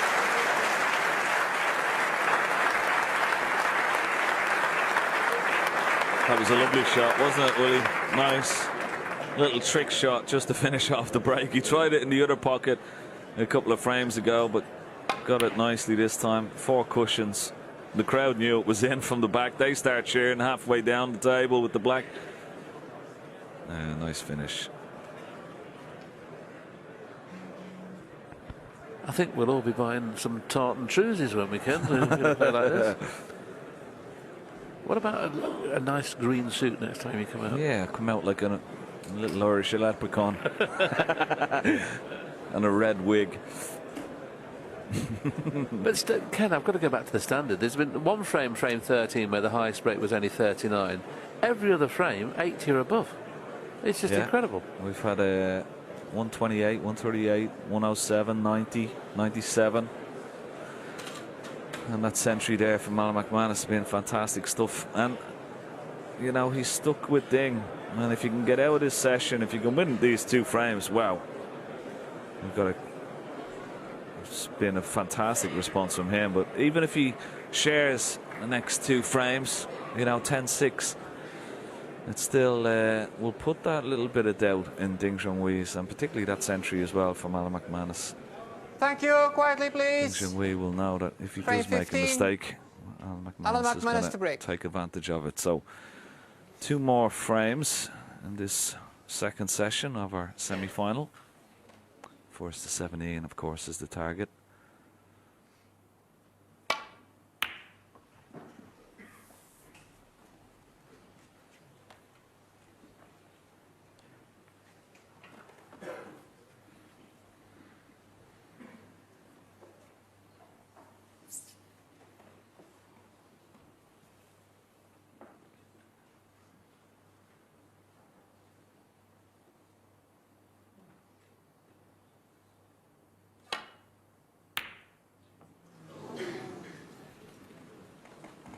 He was potting everything in the opening few frames. Obviously, Thank you. he Settle knows down, that McManus please. is not going away. Started to miss 1 or 2 now.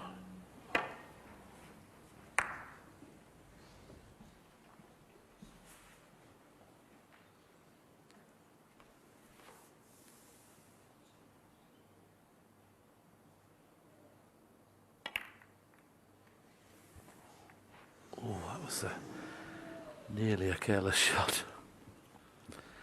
Don't think this red cuts.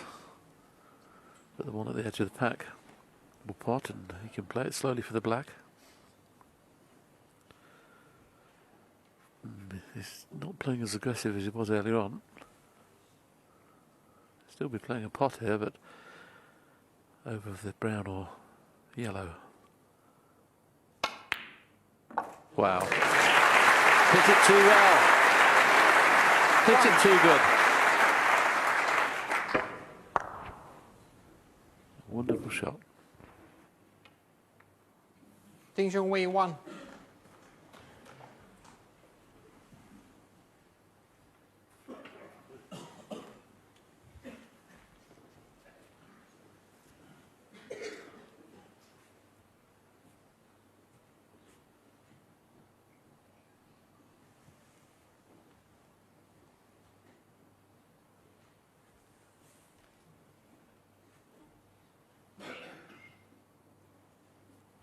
Obviously, he can't rest into the pack nearest the pink because he'll leave a red into the corner.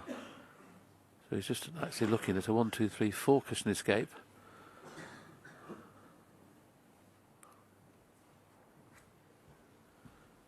So he'll be coming in from the black cushion to try and rest into the pack.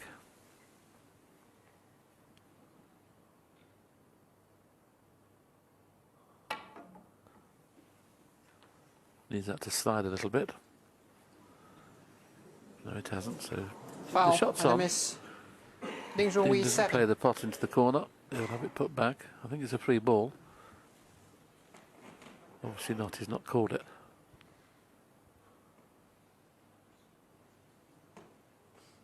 Free ball would have been no good to him at all, so he's having it replaced.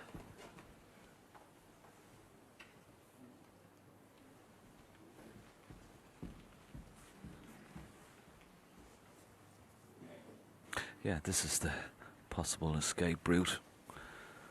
4 cushions. He just needs to judge it off the top cushion where it just squares up. And let's see how it goes this time around. Looks pretty good, but has it got the pace? Needs to go. Needs to go. Ooh, lucky. Foul and a miss. Junhui 4. Now this won't bother Alan too much. Doesn't look like he can leave a red. Just got to get the pace right. At least he knows now the angle is on. This is the 3rd attempt. Of course, these 4 points, as Ken was saying, won't really worry him. He'd be more worried if he leaves a red on. No. Looks a bit short.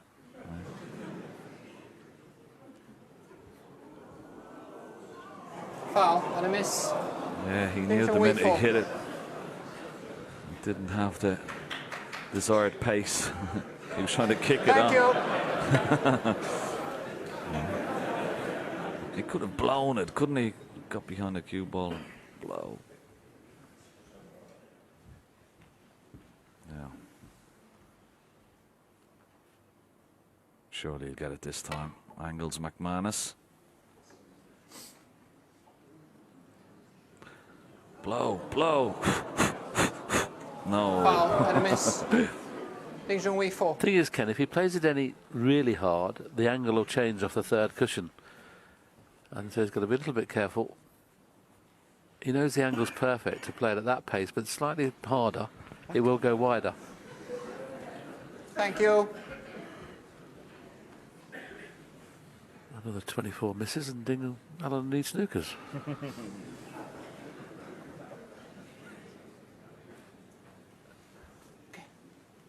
Ding.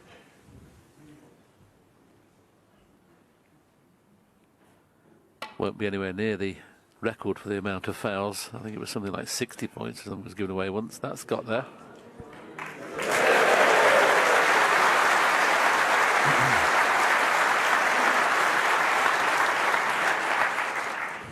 Big cheer from the crowd. He did have enough practice at it, in all fairness. Thank you.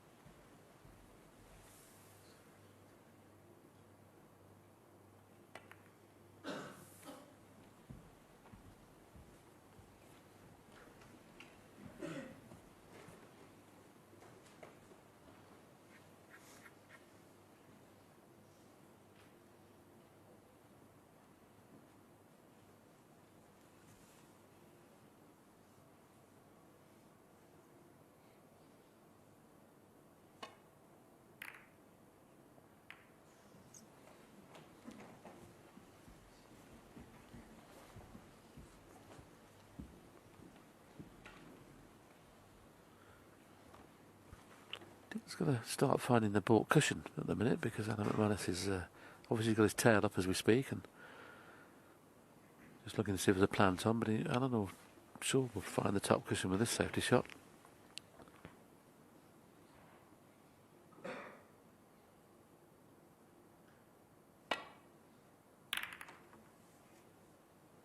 And saying that, he hasn't.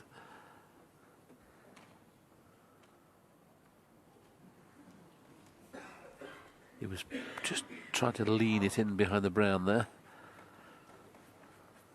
I think you've got to start competing in the safety now.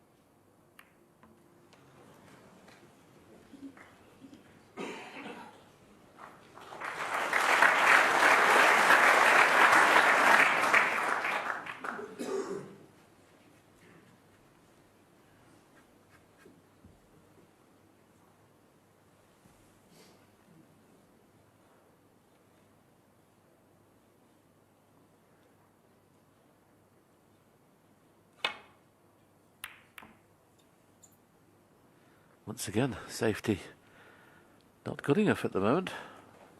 I think he may have covered the red over the corner though. A little bit fortunate there, Ding. Didn't play that particularly well.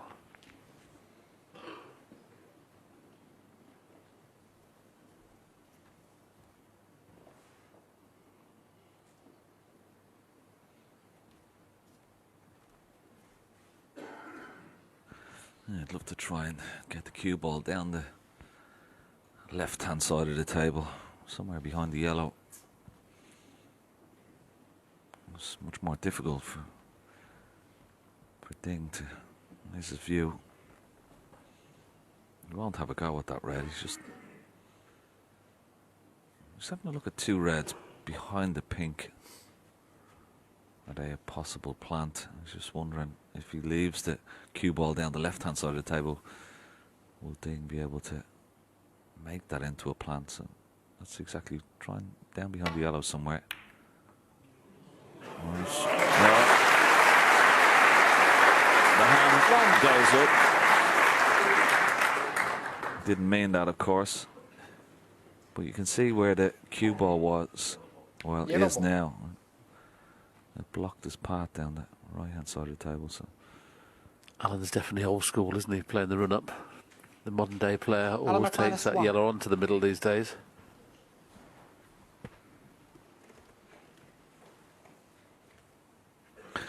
yeah, just sometimes the situation will sort of dictate whether you take that yellow on or whether you don't. I think if he had been a little bit closer to it, he might have taken it on. But certainly the momentum is with Alan. He just wants to try and keep a little bit of pressure on his opponent. But should he have taken the yellow on and potted it, Ken, and won the frame from it, then Ding's sitting there thinking, well, it's off a fluke, and his mind starts wandering. At this level, it's highly unlikely he's going to leave a pot on, unless he catches it too thick if he's playing up and down.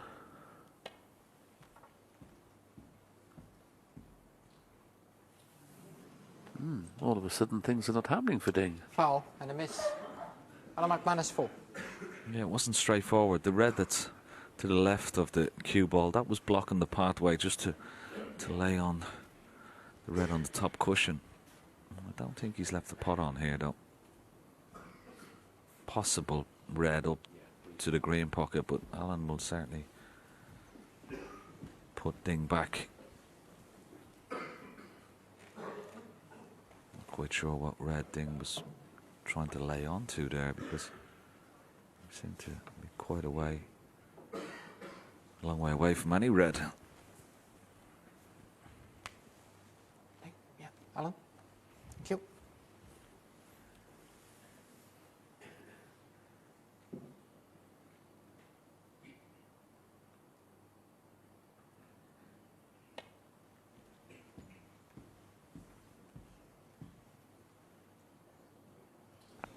Foul and a miss. There you see. Alan McManus 4. He's left this red into the right-hand corner pocket. The problem with this is that he's got to play it with a bit of pace. He's got to screw it in and take the black into the same pocket. Now, if he misses it, and we saw him miss a red like that into the left-hand corner pocket, and that's why he's refused it. This is what I think Ding is trying to accomplish here. He's trying to come off the side cushion. He's trying to clip the left-hand side of the red with the cue ball, which means the cue ball will travel down towards the top cushion and try and block the path of the red to the bottom right-hand corner pocket. He doesn't have the angle to come off the side cushion and lay on the red that's closest to the left-hand corner pocket. So he's just trying to play a very delicate shot off this red and try and clip the left-hand side of this red on the way down.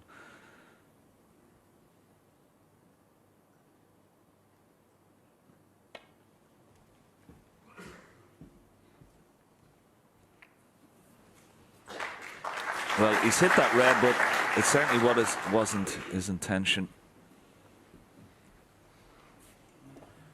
If he could leave the cue ball where it is now, he could take the red on into the yellow pocket, because he can't leave the two reds along the back cushion. He's going to play the one into the green pocket, but he's going to leave the long red on if he plays the one in the green pocket and misses it.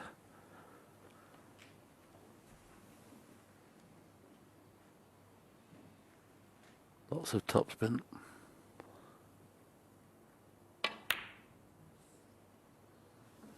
He's cueing well now.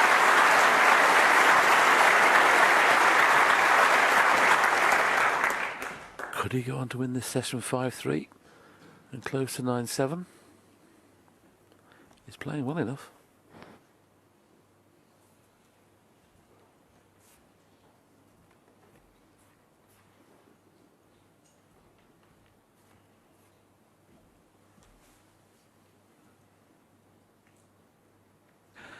I've just put a line up here. I'm potting the blue, just cannon into the two reds just below the pink. It's still beyond the red, close to the left-hand corner pocket. And he's played it nicely. Beautiful shot.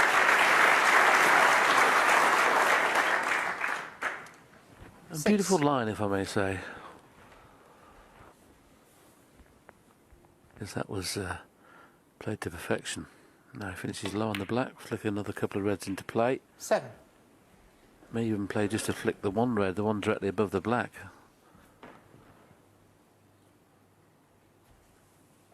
If you could kiss them both, Ken, they thin off the first one and then play into the second one. I'm really surprised he didn't play the... You put a line up, Ken, which we didn't show there, and you may live to regret that. Hopefully not. 14.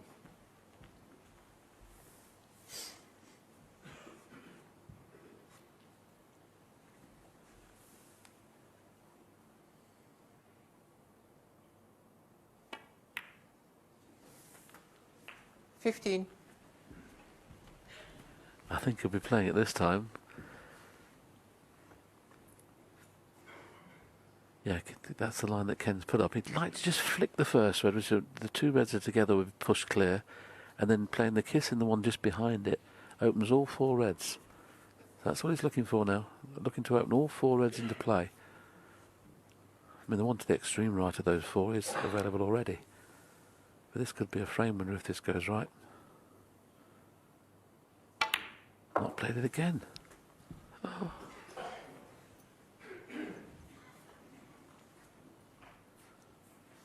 He looked at it, didn't fancy it.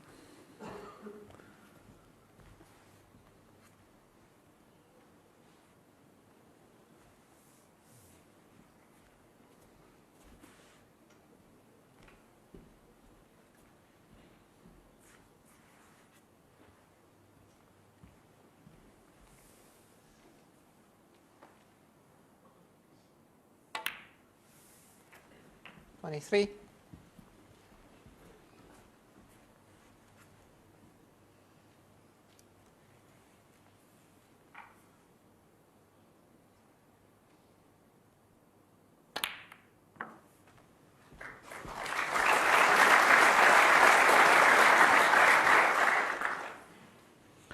Yeah, just nudge that red nicely out of the 29. way.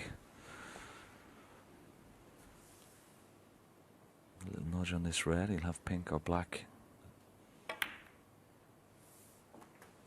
30. Available now. Would prefer not to take the red below the black. There's a couple of other reds he can go at. Well, he may have to this time. No. Well, you see that players don't like to take those reds if they can help it. 'Cause they're always missable 37. down below the black. Particularly if you land straight on them. He's got plenty of options here before he considers even taking that red. 26 points ahead. At least 4 or 5 reds still available. 38. You can see how awkward it is now, though, these 4 reds above the black, and now he's straight on this black. Got a little bit of work to do. Going back to that previous shot, Willie, that you mentioned, I mean, if he had played that little cannon into those 4 reds, all of those would have been available for him now. But it wasn't if there's any risk, was it? You know, there was no risk, but it's still okay. Listen, nothing wrong if he goes on to win the frame. He's done it his way and done it the right way. 45.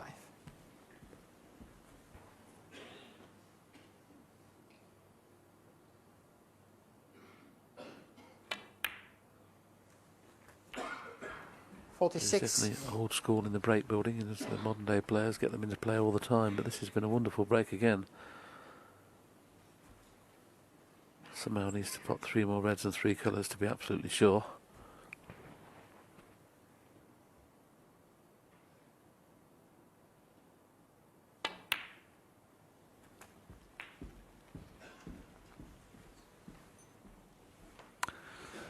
.41 points ahead, 75 remaining. 52.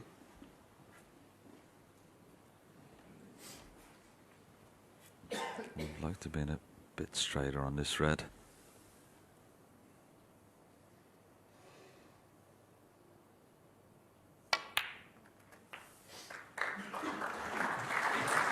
Took the opportunity just to make sure that he was on a ball colour rather than try and hold it for the blue, just in case he landed a little bit straight. But now this is where the problems arise. Had you played the more attacking shot a lot earlier in the break and opening those reds around the black spot, it would have been more straightforward. He's got to play a good positional shot here. And now he's put himself under a bit of pressure. This 55. I expect him to pot it, but this is basically frame winning ball here. No, no, no. And he put himself under McManus, pressure 55. from early on in that break. Didn't play the cannon as Willie pointed out, and it's may rue that mistake now. And that's why players always try and leave those reds behind the black, as I said, Willie. They are always missable unless you get directly behind them. Yeah, I know people will be saying, watching this and listening to it, you know, why is he saying he's playing it the wrong way? It's not necessarily the wrong way, but it's the way to make sure you haven't got any troubled reds. And of course, you see slowly but surely there, he was in trouble. Ding straight the way. I'll be playing the cannon now.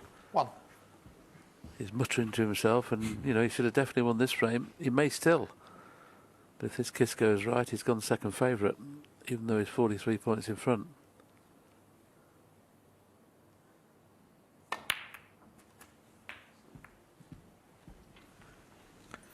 Well, that hasn't worked out.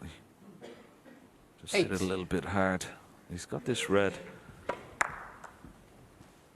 It's very close to the cue ball. Could possibly push it. The referee's got to be very close to ding here, just to watch the cue ball on the red, because this is a very difficult shot. Digging down on the cue ball.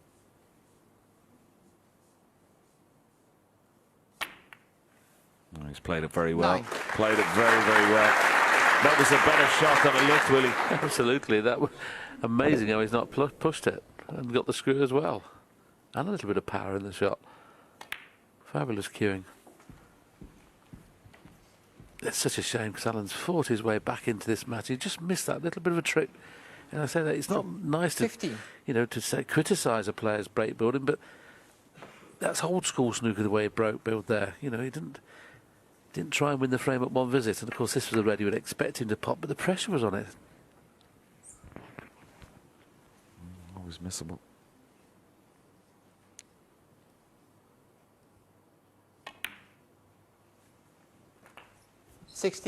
This could be a massive frame and a massive turning point for Alan McManus. Still a long ways to go in this match, but sometimes matches can completely turn where you're clawing your way back and then you make one mistake and 23. all of a sudden you've still got a big gap to make up. 24.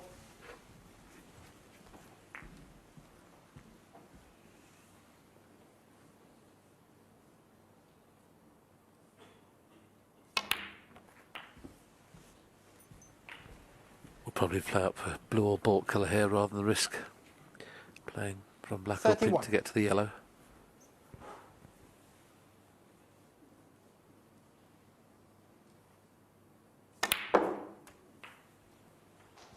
This This amazing. It's been the longest frame of the match so far, just over 25 minutes.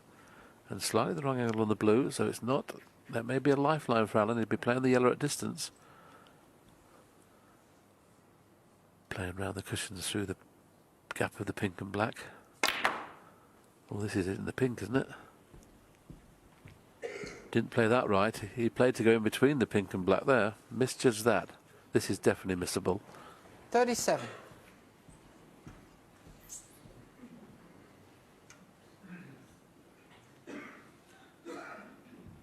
Not sure he can get on the green here when potting this yellow, unless he digs down on the cue ball. If he plays this plain ball, it may possibly be running into the brown here with the cue ball.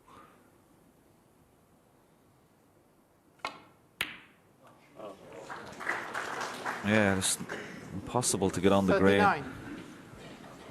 The natural path of the cue ball was running into the brown. Thank you. So,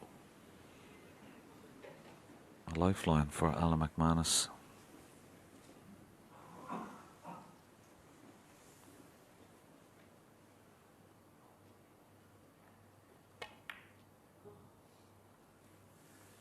Junhui, 39. He's played a good shot, Junhui. But he'd be very disappointed he didn't win the frame from that position. It was the shot in the last red, Willie, wasn't it? He tried to get up for the blue. Just got topside. But all of a sudden the miss opportunity from Alan would be out of his mind now. If he'd just lost that frame at that visit, it would have hurt him. Now all of a sudden he knows he's in for a better second chance. He won't feel quite as bad.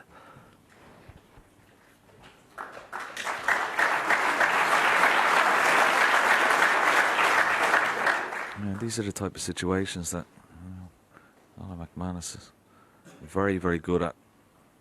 So Ding is going to have to play some really good shots here if he's going to get another chance.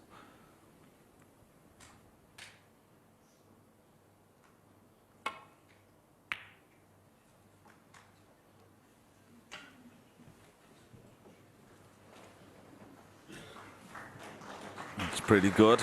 Got the most important part of the safety shot, getting the object ball safe. Impossible chance for Alan McManus to get the cue ball behind the brown, but he's got to be careful of the green. Doesn't want the green going towards the left-hand corner pocket.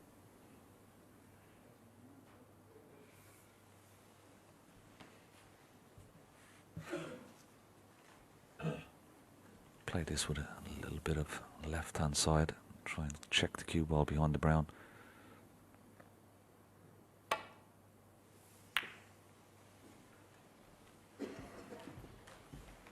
Didn't hit it as intended, and the blue may have come to his rescue, particularly for a pot. I'm sure Ding can't pot this green, but can just see the edge of it.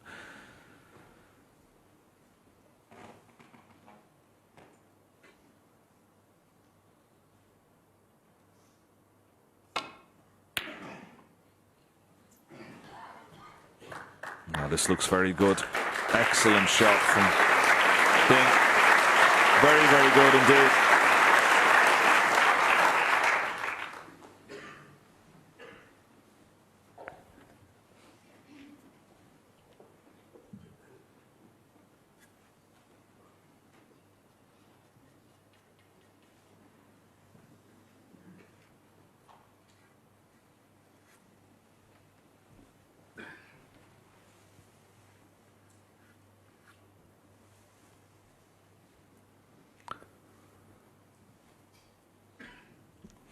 Possible escape route for Alan McManus off the right hand side cushion just below the middle pocket.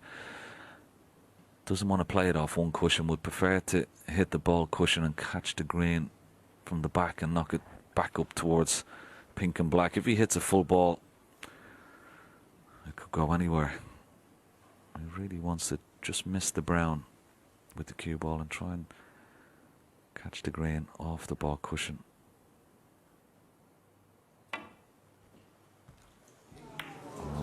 Foul. He's And a miss. judged that Junhui 4. by quite some way.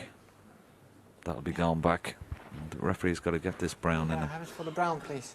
It's actually not too far from where it was there. But what a result, Ken. I mean, once he's hit the brown, he's in. How's he not left the green on?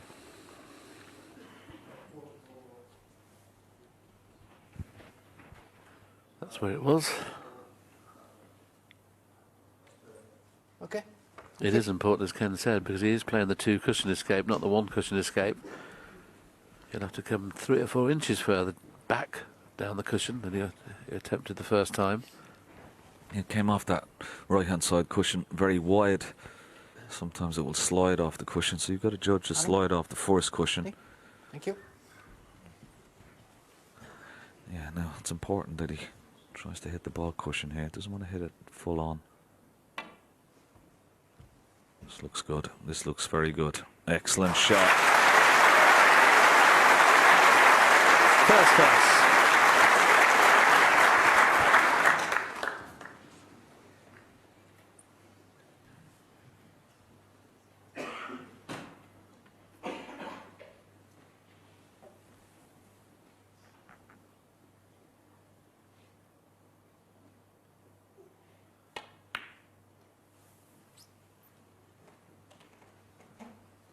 Bit short of pace with the cue ball and the green. Yeah. Chance for Alan McManus here. Lots of right hand side. He's got to check the cue ball up, try and get it behind that black.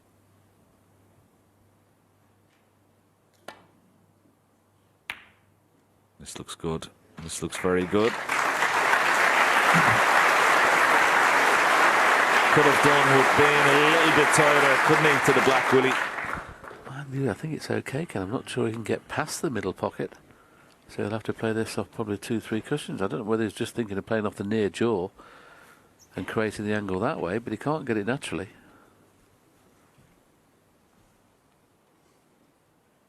Try and just swerve past the middle pocket. Yeah, I'm not sure it's on that way.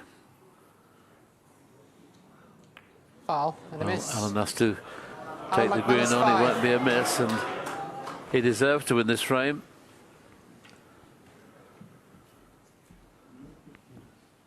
In the context of the match, this is probably the biggest shot Alan's going to play, because if he gets nicely on the brown, he should close to within 3.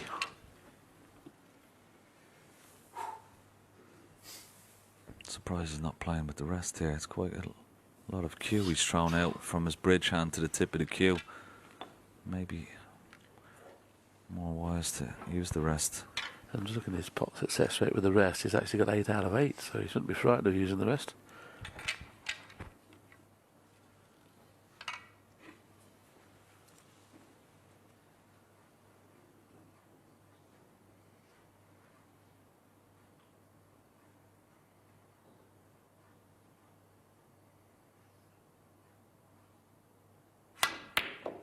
Oh, super shot.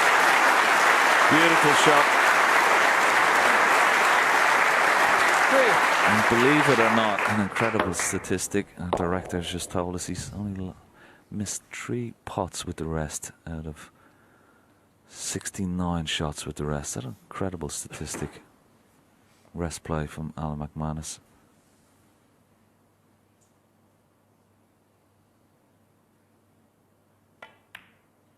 Brown is in. He's nicely on the blue. 7.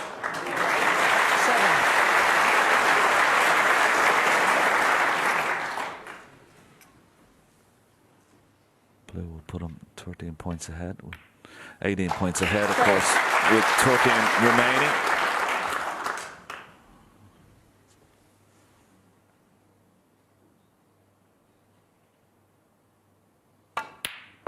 In goes the pink. And what a frame that may turn out to be for Alan McManus. Had a first chance, then gave Ding a chance. He couldn't take it. And Alan McManus comes back. He closed the deficit once more. But Ding still leads by 9 frames to 6. And when he was 3-1 behind at the interval, Ken, we were thinking that Ding could pull away, and the key thing for Alan was to win the next session 3-1. He's got a chance now to win it 4-0 and close to 9-7. Yeah, it's been a great response from Alan McManus. It was all Ding earlier on, but now he's come back, and the old tartan trousers are bringing him a bit of luck. When you consider as well, he's had to put that little bit of tissue up his nose. He's had a bit of a nosebleed today. That would be, when you're down on the shot, that would be affecting you slightly, but it seems to have not made any difference whatsoever. And the standard he's produced today has probably been as good as he has throughout the whole tournament. Yeah, and he's so good, and particularly around, you know, when it gets down to the colours. I just knew Ding would have to produce something very, very special to try and beat Alan McManus on the colours, because he's got such a great knowledge of the angles. And even when Ding had him in trouble when that snooker, he got out of it, got the green safe. And that was the only bit of luck he had, Alan. Obviously, once he'd hit the brown, the white can go anywhere, and the green was in open play, and he finished right tight on the cushion, no angle to get from green to brown, which meant he could have it replaced. So that was a good bit of fortune. I can't see the screen. This, the final frame of this session, and could it be any bigger? 9-7 or 10-6. Take your seats, please. Final frame of this session. Ding Junhui to break. A wonderful 7 frames of this session have been played. This, as far as Alan McManus is concerned, is one of the most important frames of the match, to get back within 2. And he trailed, remember, 6-2 overnight.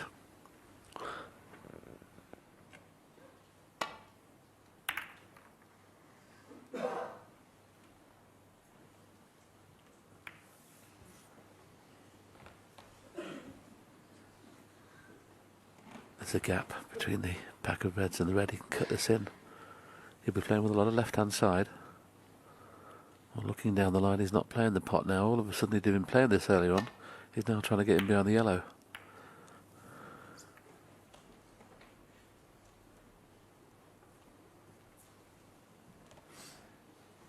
Didn't want to refuse that in the opening session.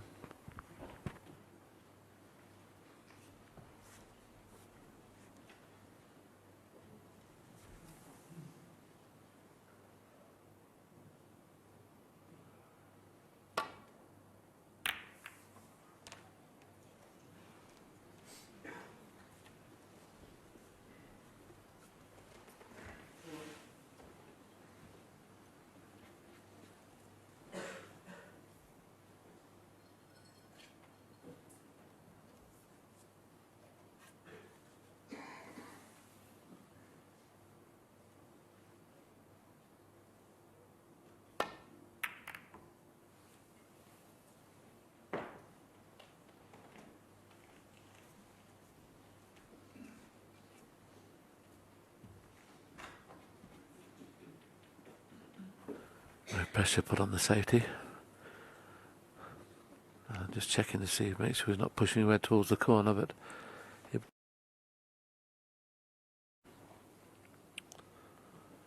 that'll make it a lot more difficult safety shot for Ding.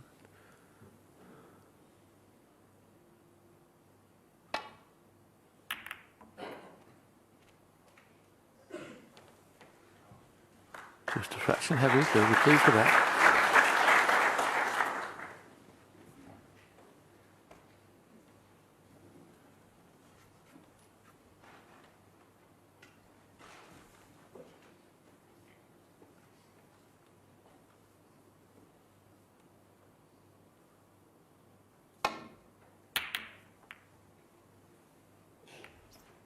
It's amazing the mind games Kenneth plays you here at the Crucible. If he'd said before the match started, would you be happy with going into the third session leading 9-7?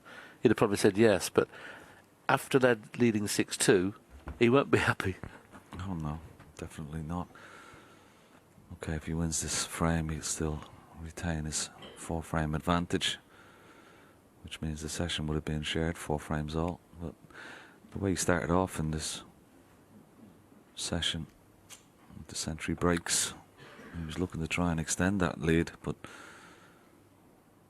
I think it's a massive frame for Alan McManus as well. Cut the deficit to 2. All to play for the next session, of course. Good safety. They'll come back out this evening. And then the final session tomorrow.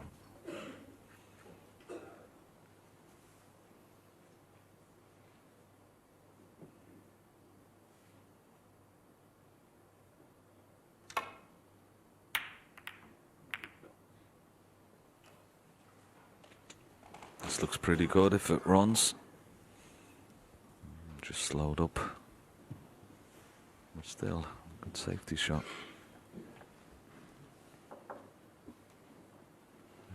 Top on the table from Alan, an acknowledgement. Now what can he do here? Is there a pathway back to balk? At first glance it looks very difficult.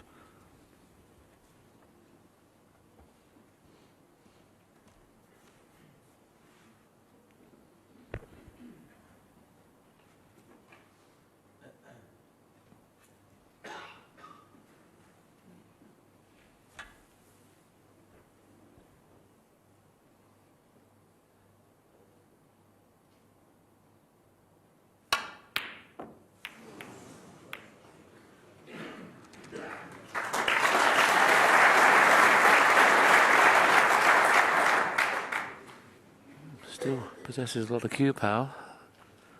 Excellent return to balk. And Dean can't play the same shot, he's too close to the cushion. If he plays the thin safety shot, the one to the right of the pink, there's enough room around the back of the red, but it's one of those, Ken, isn't it? If you hit them too thick or too thin, you're in trouble. You have to hit this perfect.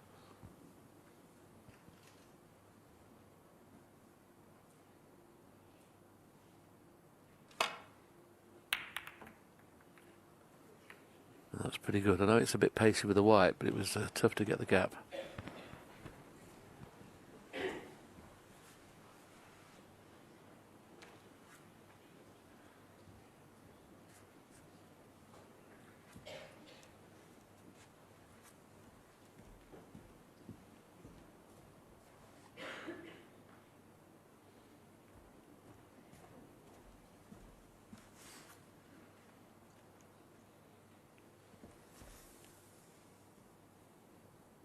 Taking it on.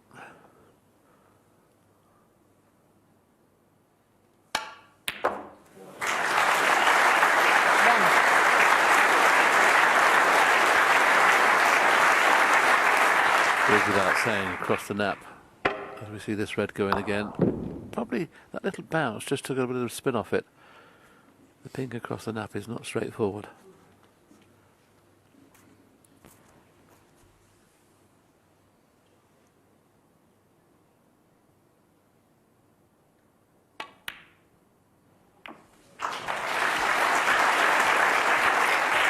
Is he on anything?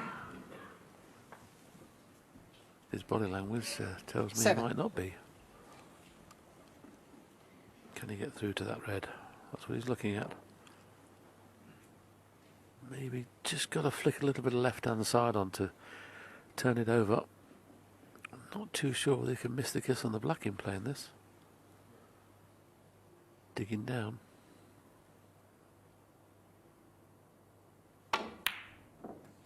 Well done. 8. Now this is down past the yellow.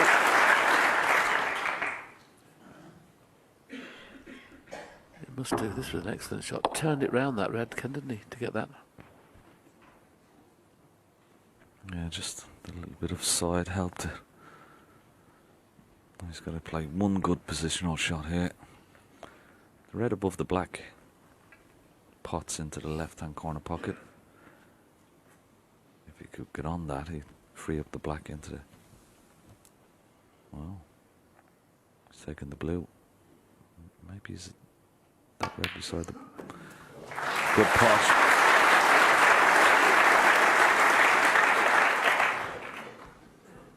Couldn't get on that red beside the black, so now this will certainly 30. open up things. Potting this red, screw back up for pink or blue.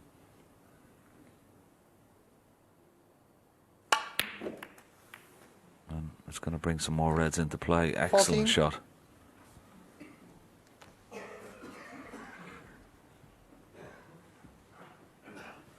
Yeah, the pink's available into 3 of the main scoring pockets, but needs to get onto the red behind the pink at some stage, and that will open it up. Not a frame-win opportunity yet.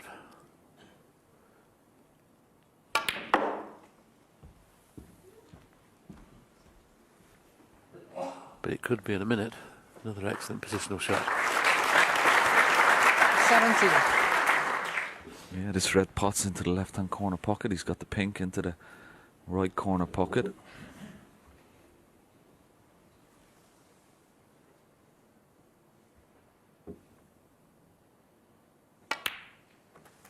$18.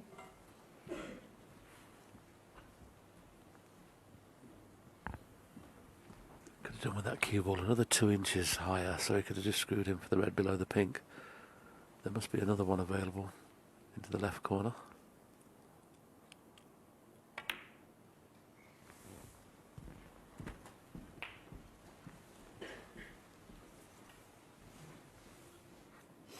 There's his target, 68. 24.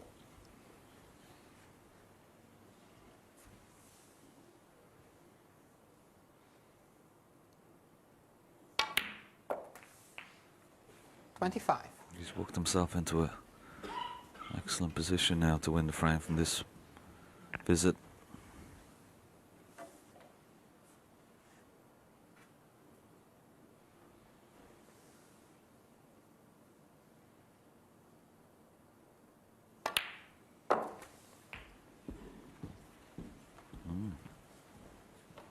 He hasn't stunned it quite far enough. 31. Would have liked to have been a bit straighter on this red.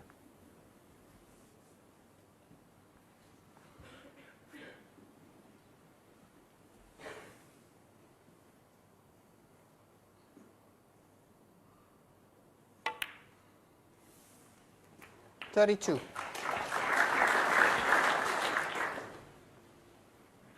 He's had to work so hard for this break.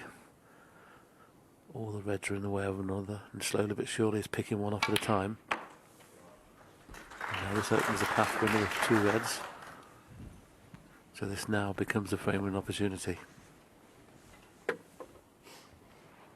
38.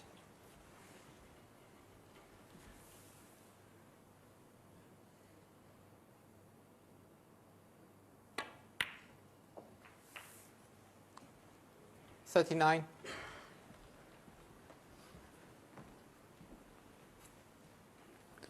Well, he's surprised a lot of people this tournament, Alan McManus. You would have thought his glory days were over. Whatever happens in this match now, he's done himself proud, and who knows, he might still get to the final.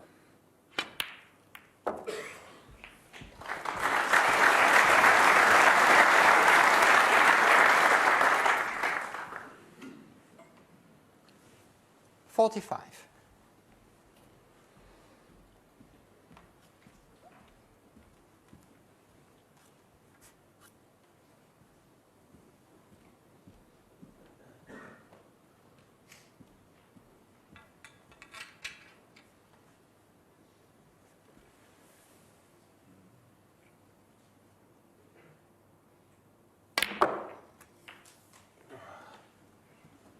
$46.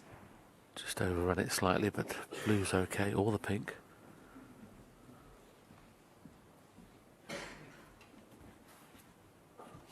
Probably have to play in between green and brown and back to the right hand side of the green If the yellow was off its spot, he'd play the other way around. But with the yellow being where it is, it's not straightforward to do that.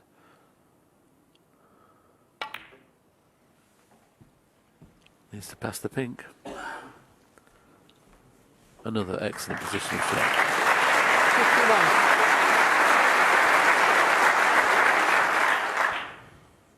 51. He's getting close to the target. 52.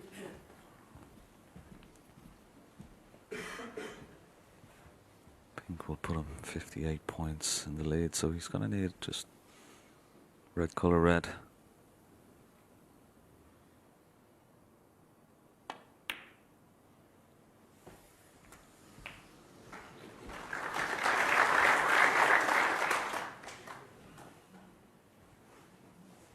$58.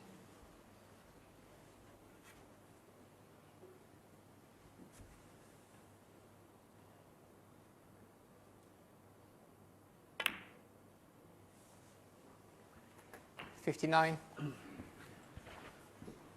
I think under the circumstances, it's probably been the best session of snooker Alan McManus has ever played. When you think he lost 3-1 in the first mini session to go 9-3 behind, to win the remaining 4 frames in this session, to get himself right back into the match with this red, 65. that's going to be a reality.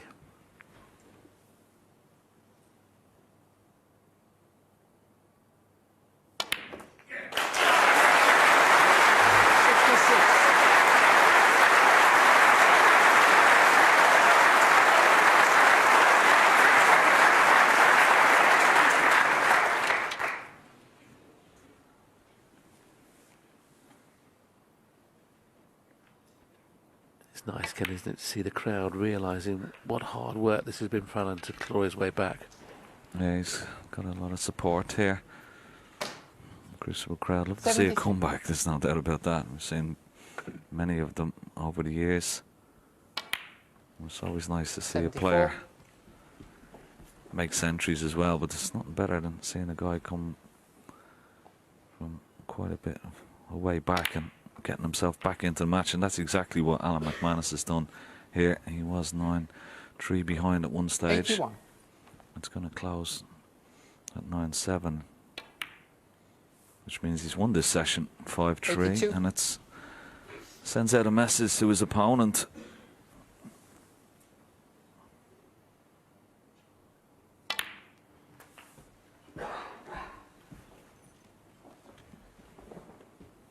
$89.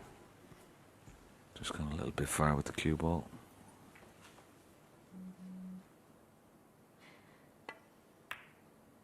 Yes, it's in, and he's held it for the black. Beautiful shot. 90.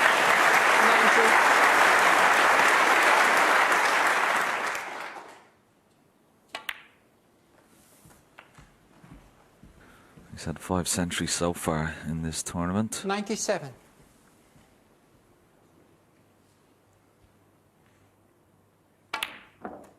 Well played. This has been a tremendous session of snooker from both players.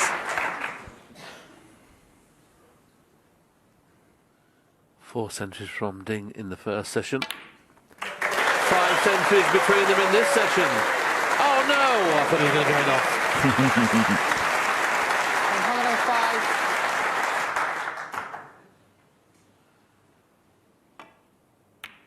105. It's 206th 107.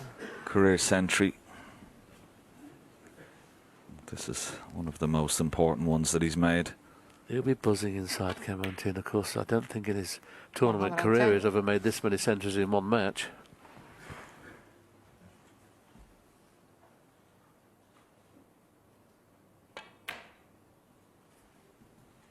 And this is 114.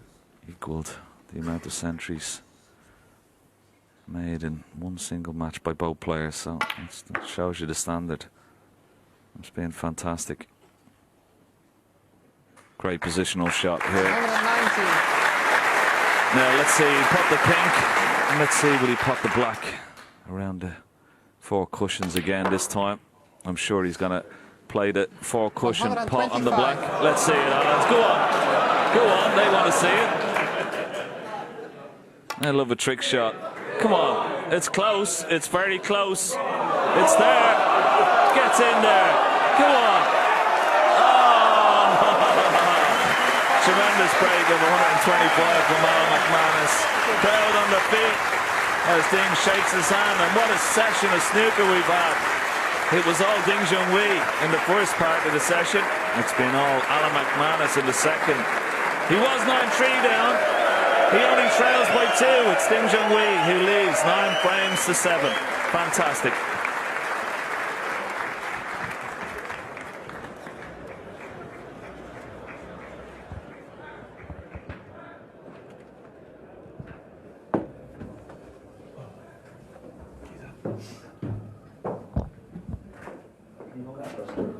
Yeah, good. Thanks.